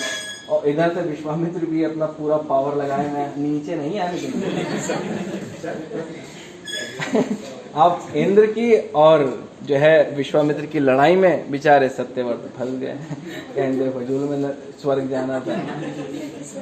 अब दोनों के बीच में जो युद्ध हुआ, उस बीच में वशिष्ठ ने कहा कि मना कर रहे थे, मत जाओ, सह शरीर नहीं जा सकते, ऐसा है अब हम तुमको श्राप देते हैं। मतलब एक तो बेचारे बीच में लटक रहे, ऊपर से वशिष्ठ ने भी उनको श्राप दे दिया चांडाल होने का। तो ऐसी स्थिति में जब सर ऊपर है और सर नीचे है और पैर ऊपर है, क्योंकि आसमान से धरती की तरफ लटक रहना, तो बहुत लंबे समय तक जब कोई व्यक्ति उल्टा लटका रहेगा तो मुंह से सलाइवा सिक्रेट होगा कि नहीं होगा? लार बहेगी कि नहीं बहेगी? जब लार बहेगी तो नीचे गिरेगी। जो लार बही वही कर्मनाशा नदी है। जो लार बही, जो सलाइवा सिक्रेट हुआ, वही क्या है? ये कर्मनाशा नदी है। तो वशिष्ठ के द्वारा उनको क्या दिया गया? श्राप दिया गया। कहा गया था कि स्वर्ग ऐसे नहीं जा सकते, लेकिन जिद की। तो इस वजह से कहा जाता है कि जो कर्मनाशा नदी है वो मोस्ट अनसेक्रेड रिवर है, कि अगर आप जो है उसमें नहा लेंगे तो आपने अपने धार्मिक जीवन में जितने भी गुण अपनाए हैं वो सब के सब आपके खराब हो जाएंगे, खत्म हो जाएंगे। तो जब उनको उल्टा लटकाया गया और उनके मुंह से सलाइवा सिक्रेट हुआ, कर्मनाशा नदी बनी, तो सत्यव्रत का नाम जो है वो जो लिटरेचर्स में आता है वो आता है त्रिशंकु, राजा त्रिशंकु। तो कहीं पर आपको सत्यव्रत, अगर आप कभी ये स्टोरी सुनेंगे तो वहाँ पर आपको हो सकता हो कि सत्यव्रत जो है राजा हरिश्चंद्र के जो पिताजी थे उनका नाम सत्यव्रत लिखा हुआ ना मिले, राजा त्रिशंकु लिखा हुआ मिले। पता चले आप कहें अरे आपने तो सत्यव्रत बताया था, वहाँ तो त्रिशंकु लिखा हुआ। त्रिशंकु नाम उनका तब हो गया जब उनके मुख से लार सिक्रेट हुई और कर्मनाशा नदी का उद्गमन हो गया। तो ये कर्मनाशा नदी का क्या है? एक अपना महत्व है, सिग्निफिकेंस है अपना, ठीक है। तो जब आप ज्योग्राफी पढ़ेंगे और कई सारे इंपॉर्टेंट प्लेसेस पढ़ेंगे तो उसका हम आपको कहीं ना कहीं कुछ रिलीजियस इंपॉर्टेंस बताएंगे, तो उससे क्या होगा कि चीज़ें आपको जो है वो बेहतर ढंग से याद हो जाएंगे। जैसे फॉर एग्जांपल जब हम साउथ इंडिया के रिवर्स पढ़ाएंगे तो वहाँ पर आपको उड़ीसा में एक हिल मिलेगी, एक पहाड़ी मिलेगी, वहाँ से आयरन ओर बहुत एक्सप्लोर किया जाता है। उसका नाम है क्योंझर हिल्स। लिखिए इसको, क्योंझर हिल्स लिखिए, क्योंझर, KEONJHAR,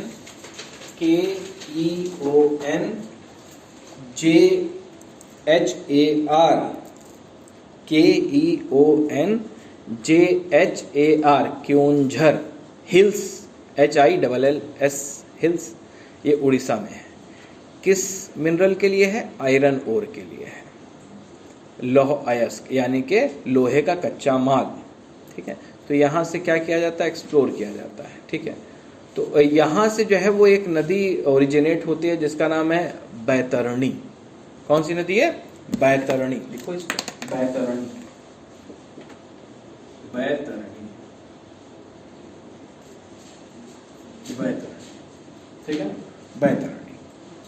आप लोगों ने बैतरणी नदी के बारे में कुछ पढ़ा रखा है? कुछ नहीं पढ़ा रखा है? हाँ देखो, पता है। देखिए, बैतरणी नदी का जो इम्पोर्टेंस है वो ये है हिंदू धर्म में कि जब आप गरुड़ पुराण पढ़ोगे तो वहाँ पर श्री कृष्ण और गरुड़ के बीच का कुछ एक डायलॉग है, कुछ संवाद है। उसमें पूछा गया है गरुड़ के द्वारा भगवान से कि ये बैतरणी नदी क्या है। तो उन्होंने बताया है कि जब कोई जीव आत्मा यानी कि किसी इंसान की जो शरीर से आत्मा जब यमलोक का रास्ता तय करती है तो रास्ते में उसको एक नदी मिलती है फॉर एग्जाम, परीक्षा देने के लिए। उस नदी में अगर कोई पापी आत्मा जाती है तो वो उसी तरीके से एक विकराल रूप, एक डेंजरस जो रूप है वो अपना लेती है। उसके अंदर जो है भयावह जो है वो आवाज़ें आती हैं और नदी का जो रंग है वो लाल हो जाता है, उसमें केवल खून बहता है, ठीक है ना। तो उसमें जो यमदूत होते हैं वो उसी के अंदर डुबा देते हैं, फिर निकालते हैं, फिर डुबा देते हैं। तो इस तरीके की बात नहीं, ये केवल बैतरणी नदी की बात हो रही है। तो जो पापी आत्मा होगी, जिस तरीके के उसके पाप होंगे, उसको तब तक उस बैतरणी नदी के अंदर रहना पड़ेगा।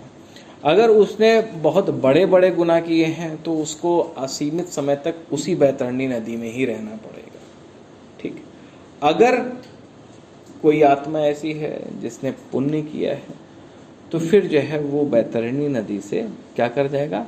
पार कर जाएगा खुद को।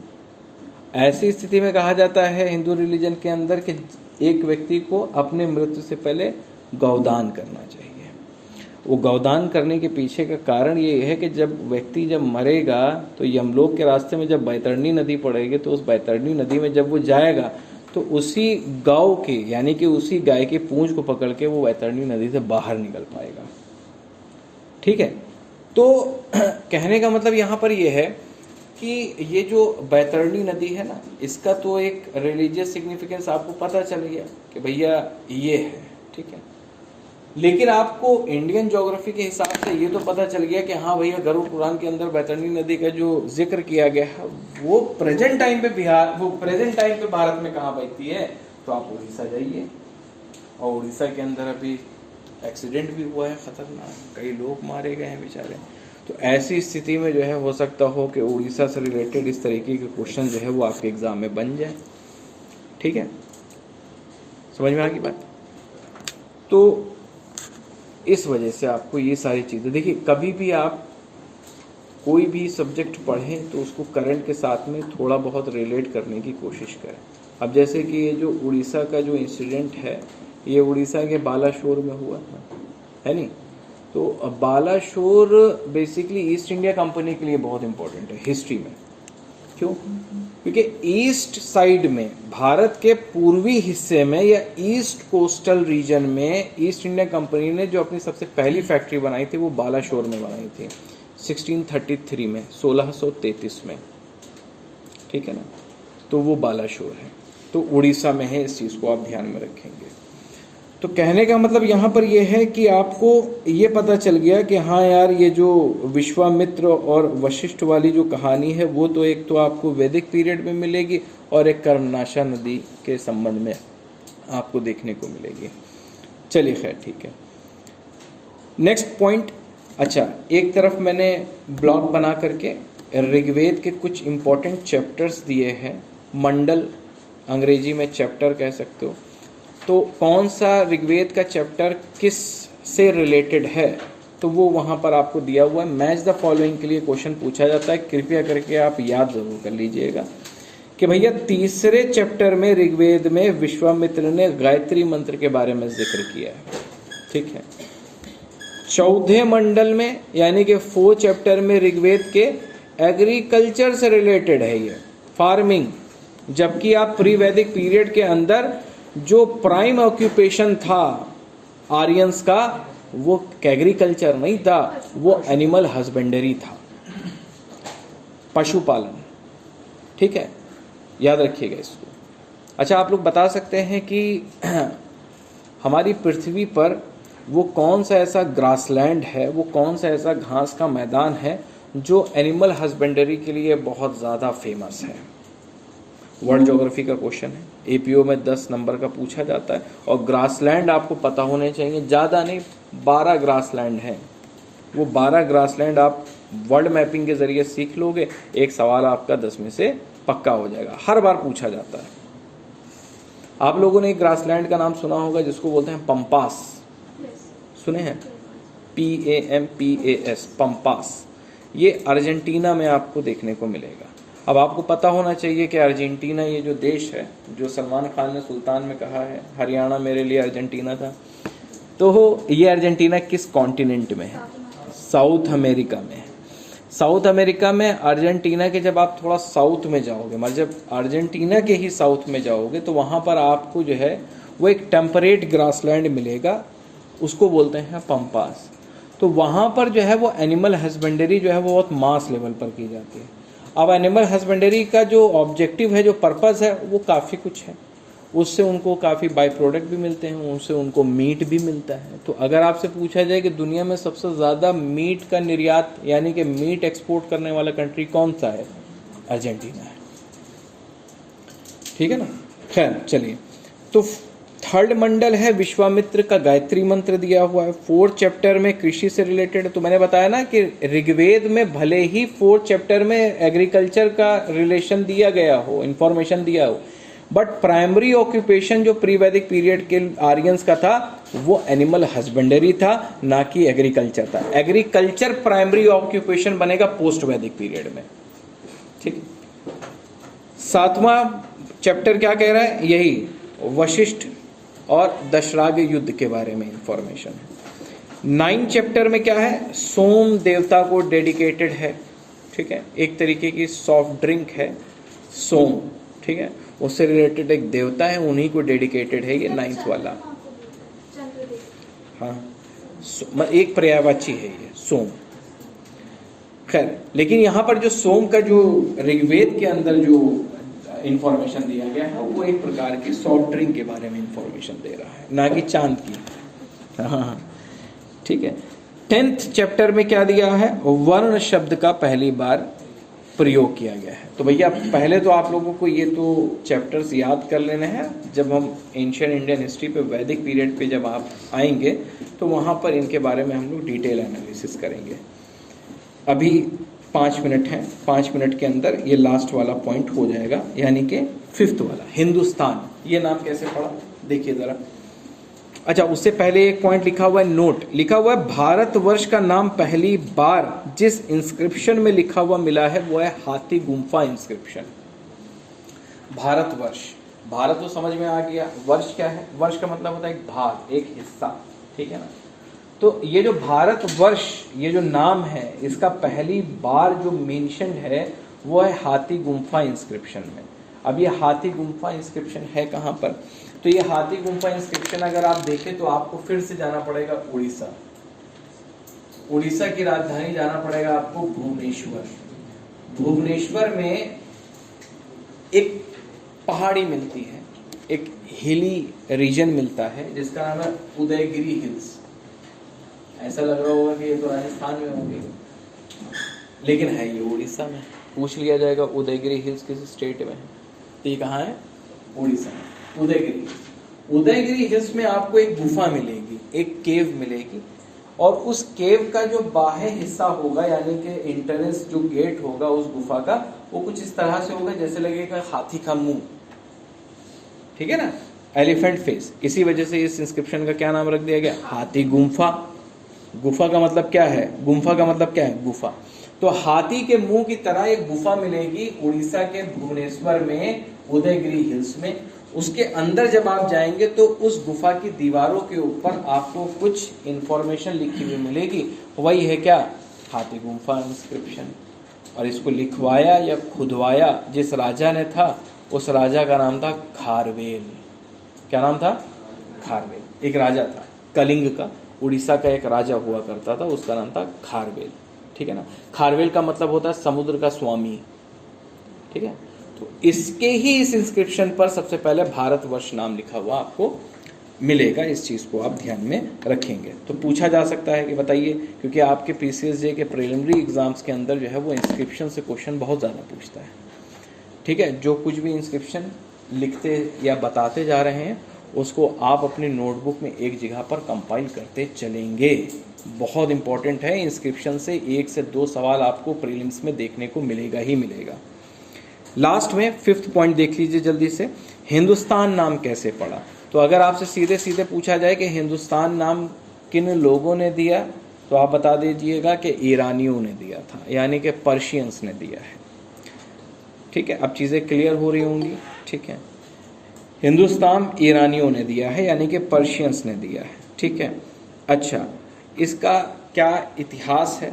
तो आपको ये पता चलेगा कि भारत पर जो पहला सक्सेसफुली इन्वेजन हुआ है, भारत पर पहला जो सफल विदेशी आक्रमण हुआ है, तो आप में से कुछ लोग बता देंगे कि साहब अलेक्जेंडर द ग्रेट ने पहला इन्वेजन किया होगा इंडिया पर। तो अलेक्जेंडर से पहले, क्योंकि अलेक्जेंडर का जो इन्वेजन हुआ है ना, वो हुआ है 326 BC में, यानी कि आज से लगभग 2300 साल पहले अलेक्जेंडर द ग्रेट ने इंडिया पर इन्वेट किया था। राजा पोरस के साथ में उसका युद्ध हुआ था 326 BC में। बट भारत पर पहला जो सक्सेसफुली फॉरेन इन्वेजन हुआ है वो आपको देखने को मिलेगा 6 BC सेंचुरी में, यानी कि ये वो दौर है जब महात्मा गौतम बुद्ध आपको पृथ्वी पर मिलेंगे। महात्मा गौतम बुद्ध के रहते रहते भारत पर पहला विदेशी आक्रमण होगा, और भारत पर पहला विदेशी आक्रमण करने वाले यूनानी यानी कि ग्रीक्स नहीं होंगे, वो आक्रमण करने वाले होंगे पर्शियंस यानी कि ईरानी लोग। आप लोगों ने एक मूवी देखी होगी 300 BC, हॉलीवुड की एक मूवी है, देखी है? तो स्पार्टन्स वाली। तो उसमें आप लोगों ने देखा होगा कि उन स्पार्टन्स की एक लड़ाई होती है एक राजा के साथ में। बहुत लंबा चौड़ा दिखाया गया हो, कई सारे वो जो है जेवर जो है वो अपने शरीर पर धारण करता है। क्या नाम है उसका? ज़्यूस। वो एक्चुअल में पर्शियन राजा था। कौन था? यानी कि फारस का, यानी कि ईरान का राजा था। और वो जो लड़ाई हुई होगी भाई 300 BC में हुई होगी। और ये जो ज़्यूस था, यानी कि जो पर्शिया का जो राजा था, वो ज़्यूस एक्चुअल में एक डायनेस्टी का राजा था जिसका नाम था हखामनी डायनेस्टी। हखामनी डायनेस्टी ये ईरान के अंदर रूल करती है। हखामनी डायनेस्टी ये ईरानियन डायनेस्टी है, भारत की नहीं है, ये ईरानियन डायनेस्टी, हखामनी डायनेस्टी। तो वो जो 300 BC में जो ज़्यूस दिखाया गया है वो एक्चुअल में इस हखामनी डायनेस्टी का क्या था? रूलर हुआ। तो ऑब्वियस सी बात है कि इस हखामनी डायनेस्टी को ईरान में किसी न किसी ने तो स्थापित किया होगा, कोई ना कोई तो इसका फाउंडर होगा। तो इसका फाउंडर था साइरस। कौन था? साइरस। तो लिख लीजिए हखामनी dynasty was founded by Cyrus. ठीक है, साइरस। तो ये जो ज़्यूस जिसको आप 300 BC मूवी में देखते हो वो इसी साइरस का ही क्या होगा? सक्सीसर होगा। यानी कि इस साइरस के बाद में आपको कुछ राजाओं के बाद में ज़्यूस जैसा राजा भी मिलेगा।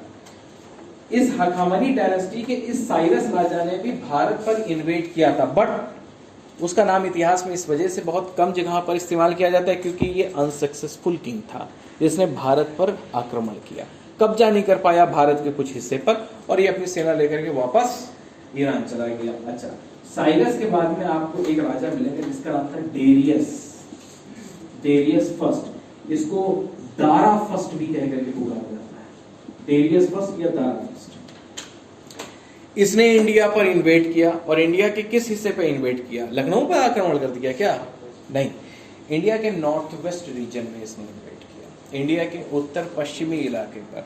इंडिया का उत्तर पश्चिमी इलाका यानी कि अगर आप कह सकते हैं कि जो पाकिस्तान और अफगानिस्तान का जो एक ट्रांजिट जोन है उस पर इसने क्या किया, हमला किया और सक्सेसफुली इन्वेजन किया। डेरियस फर्स्ट ने इंडिया के नॉर्थ वेस्ट रीजन पर अपनी हेजेमनी स्टैब्लिश कर दी, अपनी वर्चस्व स्थापित कर दिया और कहा जाता है कि डेरियस ने इंडिया के नॉर्थ वेस्ट रीजन को अपना 20th स्टेट बना दिया, 20वां राज्य। यानी कि 19 राज्य तो उसके खुद के ईरान में है और 20वां राज्य उसने भारत के कुछ नॉर्थ वेस्ट रीजन को एक्वायर करके बना दिया, 20 राज्य हो गए।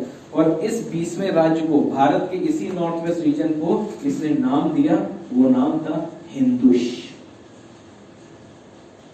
क्या नाम दिया? हिंदुश। है इन्वेजन का टाइम है भाई 6 BC सेंचुरी है।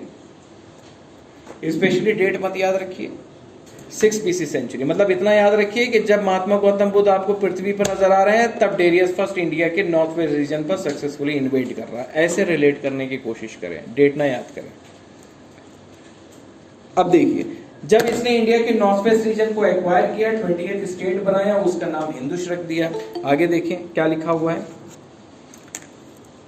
दरअसल पर्शियन लैंग्वेज में सा को हा कहा जाता है। पर्शियन लैंग्वेज में, फारसी भाषा में सा को हा कहा जाता है।